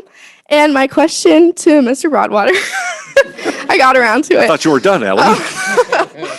is what is the possibility of cutting AP classes, especially the smaller ones, like AP Chemistry, my favorite? Well, if we get to where, like I've said, this year, if there's not additional revenue, I'll use the expression Kevin just said, everything's on the table, but you're going to look, you will be looking at the AP programs. You're going to be looking at your electives, which is the business classes you're talking about. If you go to a state minimum day, that is not there. And so we have a little bit of time this year. The community is going to make the decision if they're asked. And I think that, like I said before, it was my responsibility to let the community know where we are, and I know this community loves the schools. As many nights as I was out, I never heard, well, you guys do a terrible job of educating kids. People love what we do. We have a perfect report card. It's people don't want to pay taxes. But at some point, a community has to take care of itself. It has to take care of its kids, and we're trying to make it as reasonable as possible. And I'm going along with, I need to practice public speaking too, but it's important to know that that is on the table. And we're trying to preserve it as much as we can because it is important. I have 5 kids of my own. I can tell you AP programs are important when you're filling out college applications, depending on what program you want to get into. These arts programs, we have a parent in here whose child went to college this year for performing arts because of the art program we offer right here, the performing arts program that we offer. Why wouldn't we want to do that for our kids? So, yes, we will have a problem if we do not get additional revenue this year. Thank you. Thanks, Ellen. Close to the end, so we're going to try to rip through these last few several. Andrew, how many do you have there? We have, I'm not sure how many. Riley Loomis.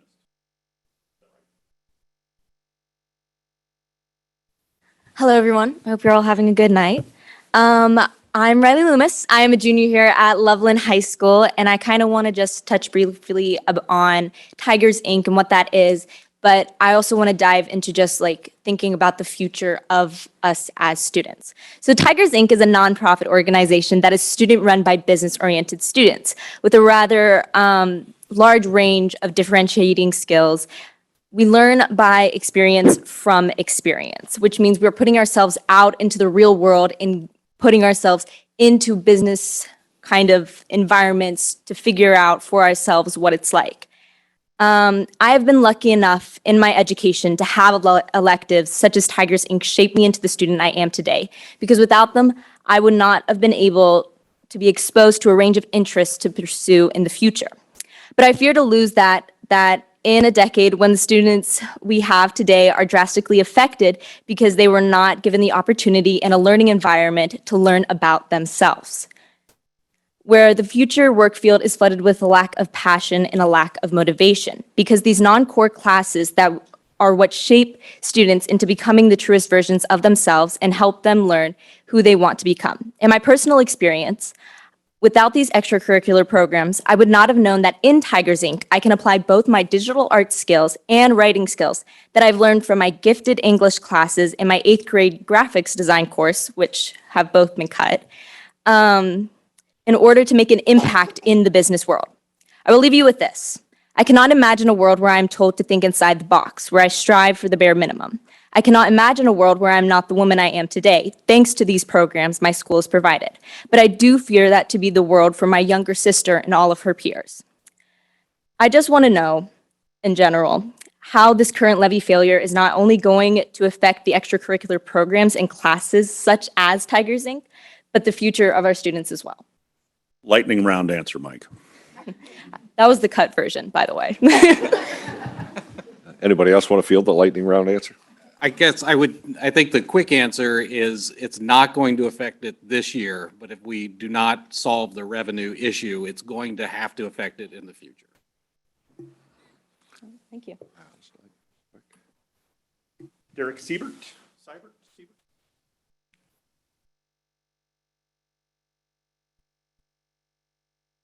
Hey everybody, I had a really long story to tell you. There was Lil Wayne references. It was going to be awesome. I'll keep it real short. I'm from New Orleans. I moved here 2 years ago. I got 2 kids in the system. Call it the system. I love it here. I love the town. I love the school. You guys are doing awesome. You're over here dropping bars every single time I hear it. Doing awesome. You all are doing amazing work. I have a question. That was my short version of that whole thing. I was told, and this is always a terrible way to start this, I was told that other communities have business support that lowers the tax burden. I was wondering if you could talk about that a little bit and why we may not have that. Thanks. I was afraid we were going to end the night without getting to the real problem, right? And when I explain this to people, like, it's like they've never heard this before. Everybody goes on like we have a huge, big spending problem here. What Mike has told you is, no, we don't. I mean, we're in the lower half, by 10 percentage points, we're in the lower half of all districts in the state in what we spend. So if you want to use 600 other districts as a reference point, we're okay on our spending side, right?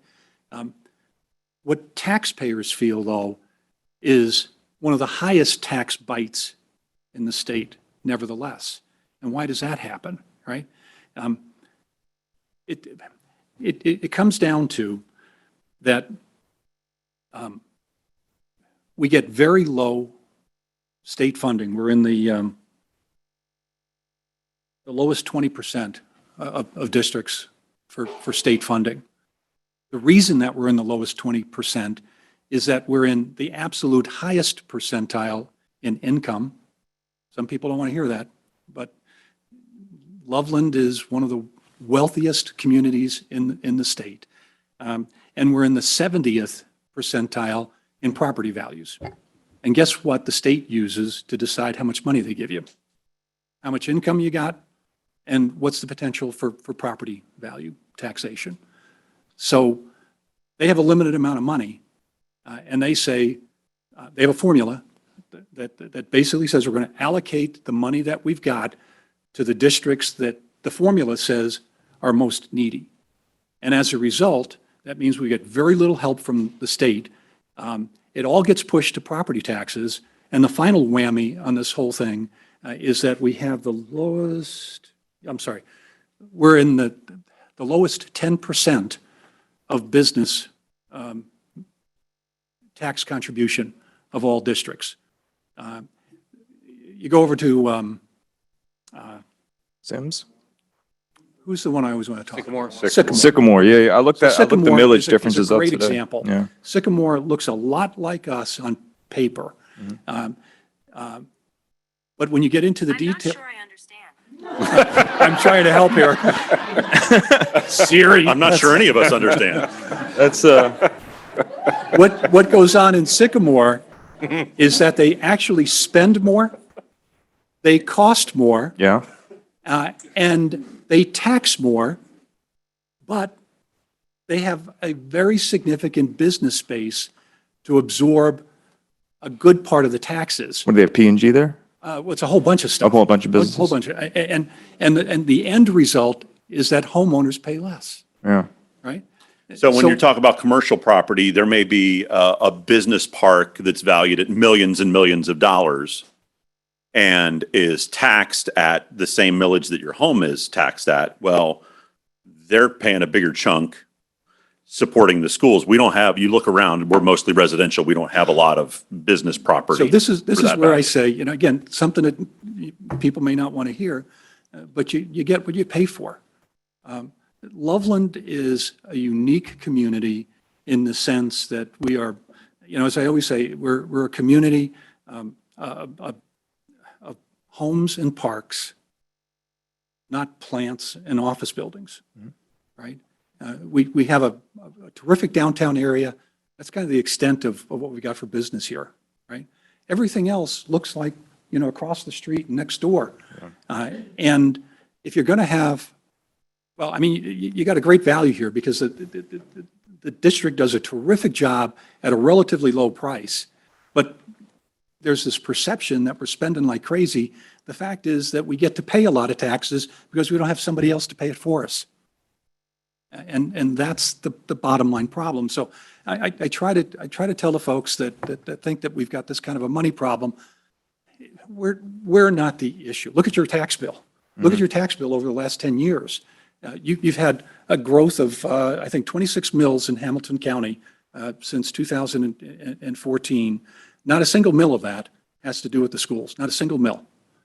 But 26 mills on a base of, I think, 75, if my recollection is correct. So roughly a third of the tax bill that you're paying now is really due to things like parks, the library, our infrastructure, our cops, our firemen, all these other kinds of things that we always say, that's a good idea. That's a good thing. We want that. Well, we've been saying those are good things for 10 or 15 years, and it adds up, and it is what it is. I'm not saying don't do those things, but if we want the community that we have, it does unfortunately come with a price tag. And coming to the schools to solve that problem is probably a strategy that's going to bite us in the backside eventually, and it won't be a good outcome. Carol's comment about advocacy, I think that's where we look at that. The only way to change that is to talk to the state about adding that commercial piece to the formula or as they calculate that, or to contribute a larger part of the state revenue to that pie so that there's a larger pie from which they're developing, the formula. That's the only way that changes for us here in Loveland. Otherwise, we're going to continue with that same challenge in terms of the state funding we get. And if in reality, if anything, it's probably, as it's currently formulated, it's going to get worse for us in Loveland in terms of what we receive from the state. So the burden on the local taxpayer just increases given the way that it's currently formulated. And just to jump in real quick, and what Carol said is exactly right. It is a state funding issue. We had 5 legislators. I invited 5 legislators in last year because we knew where we were headed with all our finances, and to a person, they understood our issue. But you have to understand, for every district that's not happy with state funding, there's probably 2 or 3 that are pretty happy with it because we get about, Rob, correct me if I'm wrong, about $3,500, $4,000 per student from the state. There are some districts that are getting over $15,000 or more. They're getting more from the state than what we spend per student. We spend about $12,000 or $13,000. There are some getting more than that from the state. And so that's where the issue is. But I will tell you, again, this is year 36. It's been this way for 36 years. If you move from New Orleans, you probably have never heard of a levy because the state of Ohio is the... Oh, we got levies. What's that? Oh, we got levies. It's fall down when the storms come. I think Lil Wayne has a song about it. Yeah. But the state of Ohio is the only state, and I don't mean to complain, but it's not. It's Carol's absolutely right. I hate what it does to communities, especially your wealthy communities, because you're not getting, in my mind, you're not getting appropriate funding, and so it's a heavier burden on the taxpayer. But a community is what a community decides they're going to be, and we're trying to keep this as reasonable as possible to continue to do what we do. And it's just it's a shame that's where we are. I can tell you that changing the state funding model, 1976, House Bill 920, everybody's tired of me saying it, but that's what hurt us. And In this business, there are superintendents, we've been trying to change it forever. I can tell you a couple of years ago, they changed it to a Fair Share Funding Act. For Loveland City Schools, I would call it an unfair. Because it's going to get worse. The wealthier you are as a district, we are in a situation where the 3,500 or 4,000 we receive per student, that could change like that to where it's down to $300 per student. Now we got a big problem. And I don't know if Rob, if you want to jump in there, but the state funding model is that's no guarantee. No friend of ours, and just to be realistic about it, so Loveland's called a guaranteed district, and the number is about 3,000 a student that we're receiving. We only, in the calculation of the fully implemented formula, which we're in the second year of, it would be $341 a student. And the fewer students you have, the wealthier you are. And each year that property values go up and incomes go up, the wealthier you are. So as the calculation, the calculated formula is implemented in districts that are on the calculation, on the formula, they call it, where's that money going to come from? It's going to come from guaranteed districts. And when I calculate it in our forecast, we're looking at a pretty sizable seven-figure number on if they choose to stop funding the guarantee at the rate that they will. Typically, they're going to begin to chip away at it, but the goal is to fund formula districts. And the issue is that we're in the top 40 wealthiest districts in the state of Ohio. So we are becoming a district that will be funded at 5% by the end of our current forecast. That is a Sycamore. That is an Indian Hill. Loveland has arrived, and we do not have the commercial industrial. So those revenues that we're currently receiving from the state will be dollar for dollar replaced by property taxes. That's the reality. Final thought. Thank you. My last thing was around communication. This stuff is complicated. The stuff you guys are talking about, people's heads are whizzing around. I could see their eyes going in the back of their head. It's complicated. So when we communicate this stuff to the people, the community, the people who have kids in parochial school or Catholic school, whatever, and all around, we have to strike a better balance because the signs were awesome, beautifully built. But I could have walked by that sign. I don't even know what it's about. The communication we got when we talk in such great detail. We got to hit them here. We're trying to hit them here. We got to hit them here. So that's my only plea is that when we communicate, we hit them in the heart so that they understand. You know what I mean? That's it. Thank you. All right. You do it. Ryan Fessler, and you guys can't see the clock, but I'm watching the clock constantly. We're almost at 8 o'clock. So if Ryan is still here, we got a few more. All right, Ryan. Yeah, well, we've got 4 or 5, 6 left. So. Hi everyone. My name's Ryan Fessler, and due to the fact that we're rapidly approaching my bedtime and I'm very tired, I'll be extremely brief. I just wanted to talk about something Mr. Broadwater's already mentioned, and that's the busing at the high school. I'm a sophomore, so I've had 2 years of driving every day to school with my mom, and I love her. But I'd rather be on a bus.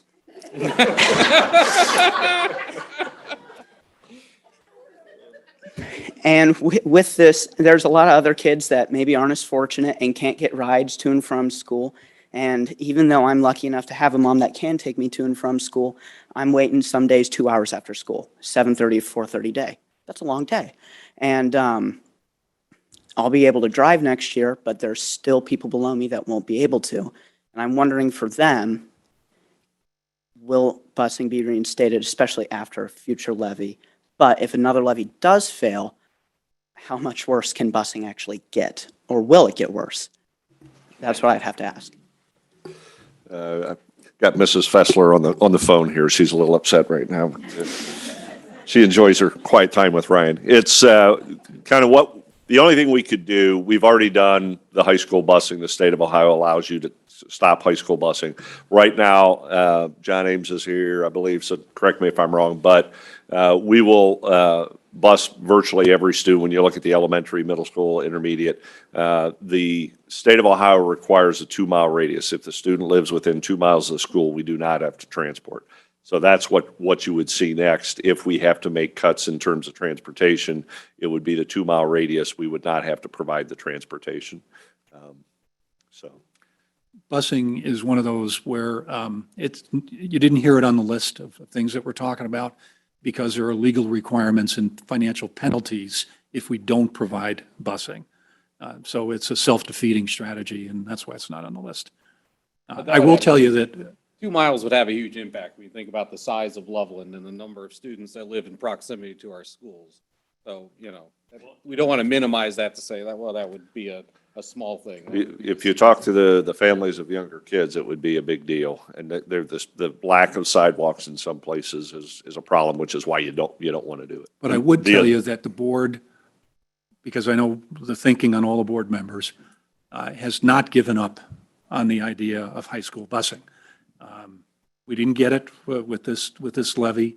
I think all of us feel this is one of those things that's kind of wrong because it's hurting kids, it's hurting their futures. The kids who probably need it the most are the ones who aren't getting it. And I think as long as we're around, we're going to keep trying to find a way to put it back in. There's just no financial way to do it at the moment. If we get some levy money at some point in the future, I think you will hear us talking about it again. Thank you. We don't want to let it go. Thank you. Josh Anderson. I just have 3 questions. I'll ask them real quick and just let you answer them how you will. First off, you mentioned the planning commission several times. Where does that stand? Will it be used going forward? The city itself, we have a rep that's to the council. Is that my understanding from the Board of Education, or is that correct? Rep to zoning and planning, is that right? Okay. What is that relationship like? I mean, what influence is there to help build that commercial base and also talk about things like tax breaks for new businesses? And then lastly, obviously we've said it's a revenue issue, so I understand how the state of Ohio works. But what other revenue sources are available? And then secondly, what other outside the box thinking? We've heard from all the students, you're very big on outside the box thinking at Loveland. So what other outside the box thinking for revenue sources is there being done by the board? Mike, Planning Commission. That's a board decision. Jonathan, Planning Commission. Yeah, we talked about that with the new strategic plan and thinking about how do we utilize. There were a lot of really talented people. We talked about the income tax earlier. That was another report they gave us that was really helpful. So we plan to re-engage with those folks. I mean, quite frankly, just with everything that's going on with the levy, we've not readdressed that issue. But certainly, as we think about implementing our strategic plan, that's how we wanted to re-engage folks, to think about how do we put together groups of folks that are going to help us achieve those goals moving into the future. But revenue's a piece of that, and so while we're still trying to get our hands and minds around that, we've not yet, because we don't want to waste people's time either. But we certainly want to engage more folks in helping us solve problems and do our best thinking about the challenges in front of us. The second question. Rep to the city. Yeah. So rep to the. Yeah. I think you'll hear in next week's meeting us talking about identifying the next appointment to that role. It's a communications liaison more than anything, right? That's kind of the reality of it, but not unimportant. So you'll hear a little bit about that next week. It's a personnel decision, so I can't go too far with it tonight. Outside the box funding. And other revenue sources that. One of the challenges with other revenue sources is that where a lot of other districts find some additional revenue is around those commercial folks that are in their districts. And so it creates that kind of double whammy for us, is that we don't have some of those larger businesses. You look at some of our smaller businesses that sponsor things again and again and again, but they're not large revenue businesses. And so they're not able to make those huge impacts of millions of dollars to put them into the schools. And so that becomes another challenge, I think, as we look at that. But we are talking to the foundation and trying to build a better structure for engaging in other funding. But it's not going to, when we talk about particularly operating revenue, it's not going to get us there and hitting that, that 3 million problem that we have right now, that's only going to grow. So Do you have your checkbook? So I think you're hitting on an Achilles heel, to be honest, right? I don't think we're flush with great ideas for alternative funding. We have this 501c3 thing that we've, talked about a few times tonight. More to come on that. I think we've got to be maybe a little, I think there's an opportunity there. And it might be meaningful. It'll depend on how effective all of that is. If this was the business world, we'd be thinking about all kinds of ways to make money, have new products and save costs and all those things. Part of this is a government thing, and it's far more limited in, kind of the avenues that we've been able to think about so far. You think about business opportunity, well, you and I will drive around the district and not see a lot of vacant property. So there's real limits on new business development. There's zoning issues with that. There's 3 counties involved in it on top of that. So, I mean, there's roadblock after roadblock after roadblock. I think Or opportunity. Yes, I agree. And I was just going to say that I think this is where we could really use some help about, innovation in our thinking about this, because I don't see us coming up with a whole lot of new ideas on this one. Let me give you a quick history lesson, and I mean quick. We've lost homestead rollback. We've lost inventory tax, kilowatt tax. We've lost franchise tax. Back in 1990, when Governor Taft was in office, he had a bipartisan committee go together to try to figure out why we weren't getting businesses in the state of Ohio, and it was the taxes that we received in commercial and industrial. Millions of dollars that was taken away and subsidized by the state of Ohio for a period of time. Typically, they do it for 5 years. It's the expected life of a superintendent, so that they don't complain about it too much. Millions and millions of dollars. And You're talking about your the time in roll. office, Yeah, not the, okay. you got more time than that, Mike. Go for it. The homestead rollback tax was part of an omnibus budget bill that should not have, and it was only five days in action before it was enacted. You didn't vote for it. You voted for the people who put it in place. And so when we're talking about changing and talking to the state of Ohio about funding schools, the challenge with it is, at this point, all the money that's been taken away, in order to get any of that back, would take a constitutional amendment. But it was taken away by our legislators.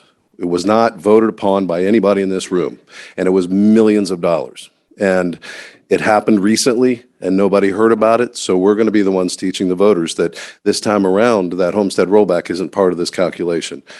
That's a real problem that we have when we're talking to the state of Ohio. We need to talk to our legislators about not making decisions on our behalf that we didn't have a chance to participate in. Well, I'm glad to hear that.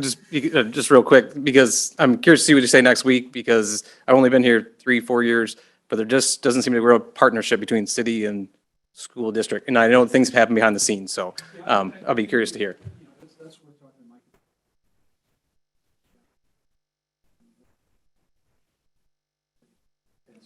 I meet with them pretty regularly. The one thing I would point out that I think we don't want to forget, because it happened because of the failure of the prior levy with the participation fee, that is an alternative source of funding that we are not funding. I mean, it's, Rob, I would guess it ventures close to $1 million when you look at how much these parents are paying.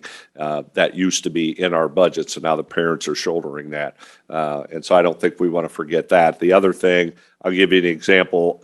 Because we are a wealthy district, when you talk about grants and so forth, it's difficult, right? Because we're a wealthy district. The safety grant, there was a round 2. We did not receive it. I think Cincinnati.com put it in the paper that who received it, and people assumed because we didn't receive it, we didn't apply. We spent a lot of time of applying. We did not receive it. And a lot of that sometimes deals with the wealth of the district and what the state believes community can pay, unfortunately.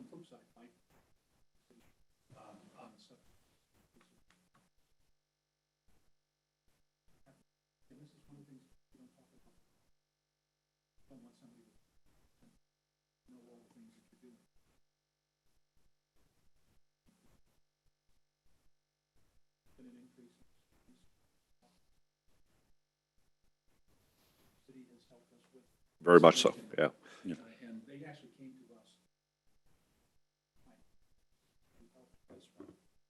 I would say like Mayor Bailey, I have a very good relationship with her. The city manager, David Kennedy, new Chief Gabrielson, just met with him yesterday.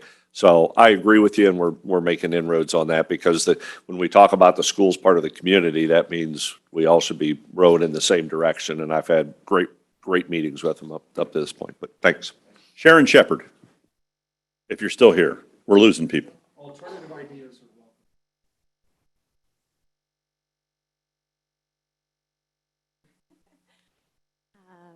Hi, I am Sharon Shepherd. I had a really great list of things to talk about, but I'll try to be brief. First of all, I do want to thank everybody here. I want to thank the Board of Education for their time that they commit to this position. It's long and it's arduous and it's never 4 ending. hours sometimes. And it's stressful. Sharon's a former school board member, by I the am way, a so former she Board knows of it well. Education member in a different state. But so I know how much goes into it, and I appreciate and thank all of the administrators for the time that you're putting into this effort to save our district, to make it what it can be in the future, and creating this opportunity for a conversation. I think that's one of the biggest things I think that is valuable to us as a community, is to be able to ask the questions and to continue to ask those questions. And so I thank you for doing that. And I thank you for the community for being here and engaging in the conversation. Just a quick, who the heck are you? I've only moved here 3.5 years ago. We moved from out of state. We lived in Connecticut. We chose Loveland.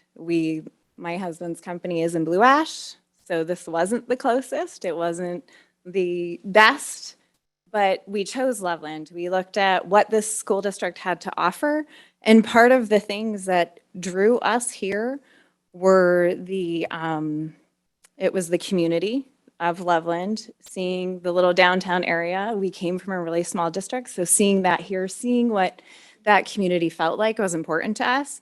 The school performance was important to us. I scoured all of those school reports before we came. Class size was not one of them because we came from a small class size district, and this district was high, and it continues to be high. And that number of 21 isn't really an accurate picture of class size at all levels. You're taking your AP or your smaller classes that Rowan talked about, Ronan talked about. Those smaller classes offset the 27, 28 that my child in 3rd grade or in 4th grade had when we moved here. So that doesn't give a clear picture of what our class sizes are here, but we still chose to move here.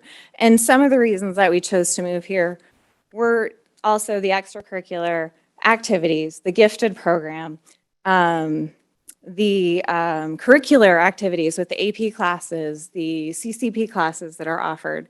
And so as we look at this, as being a former board member in another district, I came from a town that fought for those. We didn't have levies. We did a budget every year. So it looked a little different. And people had more information, more understanding of what went into the school budget every year and what it looked like. So it wasn't an 8-year gap of this is what we did 8 years ago. You had a little bit more of that communication and a clear picture of where we were and what we've come from and why we are where we are.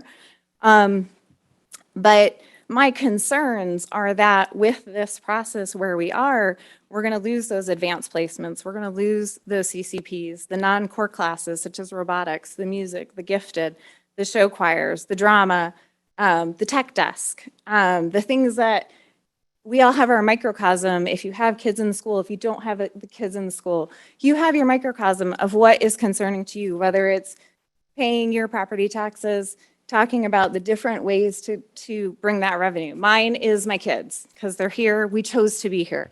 So as a community member, from that perspective, those are my concerns. I'm concerned about staff attrition due to the lack of funding, and I'm the concern with the decline of school performance and the community value with your property values.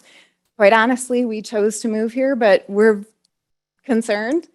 And we don't have a stake in this community. We've only been here 3 years. We don't have a history. We don't have family. we could go, and we don't want to. My child, who, when we moved here a year in, and we moved in 2019 and had COVID, I asked him, driving in the car, not too long after COVID, would you stay? It was the second year, I guess, so we were online the whole year. I said, would you go back or would you stay in Loveland? Loveland, hands down. And we came from a community that felt like home. We were there for 12 years.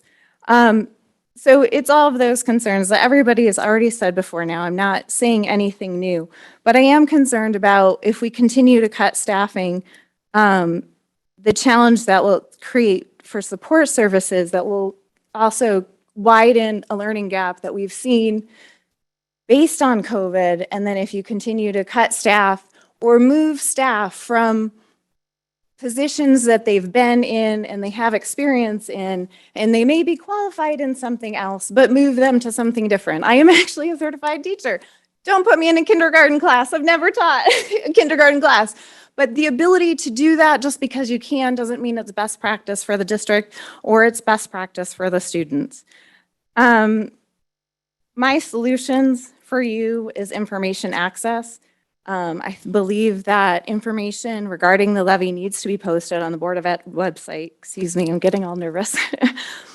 It needs to be posted on the Board of Ed website so that all can access it. If you go on the Board of Ed website right now, you can't find any information about what we've cut, what's at stake for being cut, what is the trigger for state control.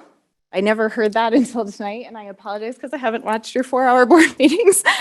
I try to stay informed as best I can, but where is that information for us to access? Either as parents, as community members, we should be able to go to our Board of Education webpage and find that information in some way. And to the other gentleman's point from New Orleans, it should be in a way that is not a huge scripted thing. We need some clear information, whether it's graphs, whether it's bullet points, whether it's pie charts, showing us this is where we are and this is what is going to happen. Also, the other solution is promoting the value of our schools through opportunity and the opportunities that we have in our schools through access to our schools. Somebody mentioned about being able to come in and see what we do with show choir, see what we do with our orchestra program, see what we do with Tigers Inc. and the Roar newspaper. Seeing those things and having access to see them outside of the community, outside of the school community. If you're not a parent, how do you get access to even know that that stuff is going on? All of the parochial schools in the area hold open houses in the fall, and they bring in their students and they show you, this is what we have. Hey, we have a biotech program. Hey, we have Tigers Inc. Hey, we have all these things. But as a community member, we don't even know what we have. It's hard. I have a high school student, and I do not know all the things that are offered at the high school level, and I'm a parent. So how do we promote that so either parents and community members can choose to stay? And I have a whole list of questions. Basically, my last question is, how do we increase that communication? How do we increase well, I can't even go through it all because it's all what we've all said. But when is the state going to take over and what's the trigger? If we're at a 2-mile requirement for buses, or if the 2-mile requirement is a state requirement for busing, what do we currently bus? Because you mentioned it will be a huge impact. So what do we currently bus? What will 2 miles do? Not our threats, but what is at stake in the coming year if there's another failed levy? Please list it for us so we can see what is the possibility. You have to make a choice, I understand that, but we don't even know what you're considering if it's not out there in some way. When is the next levy expected? There was a mention of possibility of May and November, and I'm not asking you to answer any of these. I'm just asking questions. And then what have we lost? I'm a middle school, high school parent. I don't know what they lost at LES. I don't know what they lost at LACC in the last 3 years or 8 years or 5 years, whatever it was, since 3 years. But I don't see that because that's not my world. So where is that information for us to see what we're already lost? You mentioned grant money. How do we bring in more grant money? Do we have someone in the district who aggressively seeks grants, not only from the state level if we can't qualify for those, but where can we get those elsewhere? There's companies and other places to seek for those grants. What do we bring in and where is that? Can we see that? Do you have a number for this is what we brought in grants last year? How do we increase the nonpartisan communication concerning levy documents with access for all? On the Board of Education site, where does it go? Where can we find it for people to get an information that is non-biased, nonpartisan? And how do we increase community oh, that's the same thing. So that was the last one. I apologize for the laundry list and the long statement for everybody, but I appreciate all that you're doing and thank you for the opportunity. Thank you. I don't think we're going to be able to answer all those tonight. Okay. But just for transparency's sake, if there was going to be a levy in May, the time frame on that is the next several weeks for the board to go through the steps to put it in. It has to be that far in advance. And if it was going to be in November, Rob, June, we basically have to make the decision by June. So you could put it up in May, you could fail, come back again in June, and try again for November. And so that's that. And I think we're going to try to have somebody from the state auditor with us at this month's meeting. On the 10th. To talk about the fiscal, what I call the fiscal duress subject, because it's a broad subject, and we'll try to talk about it in a little more definitive way. Again, we keep saying we're not there right now, right? If we keep having this problem, we can get there in a hurry. Right. So we'll try to explain that. But we wanted to try to get somebody from the auditor's office to do it authoritatively. Okay. All right, Dave Shoemaker. And we've got two more after this. Good evening. Trying to think how to go about this. I've heard a lot of excuses, a lot of fear. I think there's a lot of parents with children's in the schools in here. I don't have them. A little bit of truth, I had AP back in 1968, so it's been around a long time. I don't recommend a levy in May. I'm levied out, and I think it's time to start trusting your community. May is not democratic. You don't get the voters in May, you get them in November. And that's historic, you know that, you all know that. If you bill in May, you're just doing it so if it doesn't pass, you can do it again. And let's have some trust in the community. Have another meeting like this. Try to reach out more to people that are actually voting no. I'm sure there's some here, but a lot that aren't. So have something that I know you can't, maybe you can't do that, but maybe you just had another meeting. Maybe more no voters will come out because you need to hear another dimension than what we've heard tonight. This has been great. It really has. I mean, it's very uplifting, but you got to get to the other side.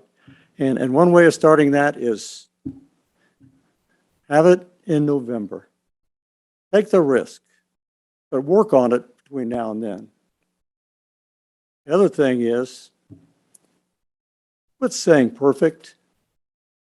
It's not perfect. We haven't had 100% graduation yet.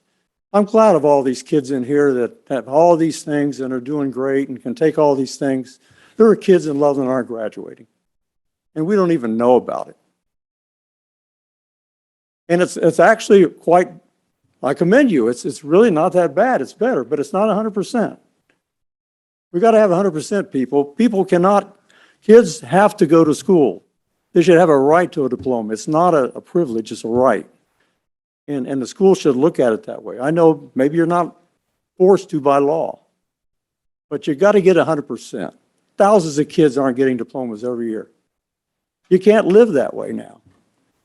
It's your job. 52 million bucks, 88% master's degree teachers. We could do that. I think, like you said, we only had one that didn't make it this past year. We had one.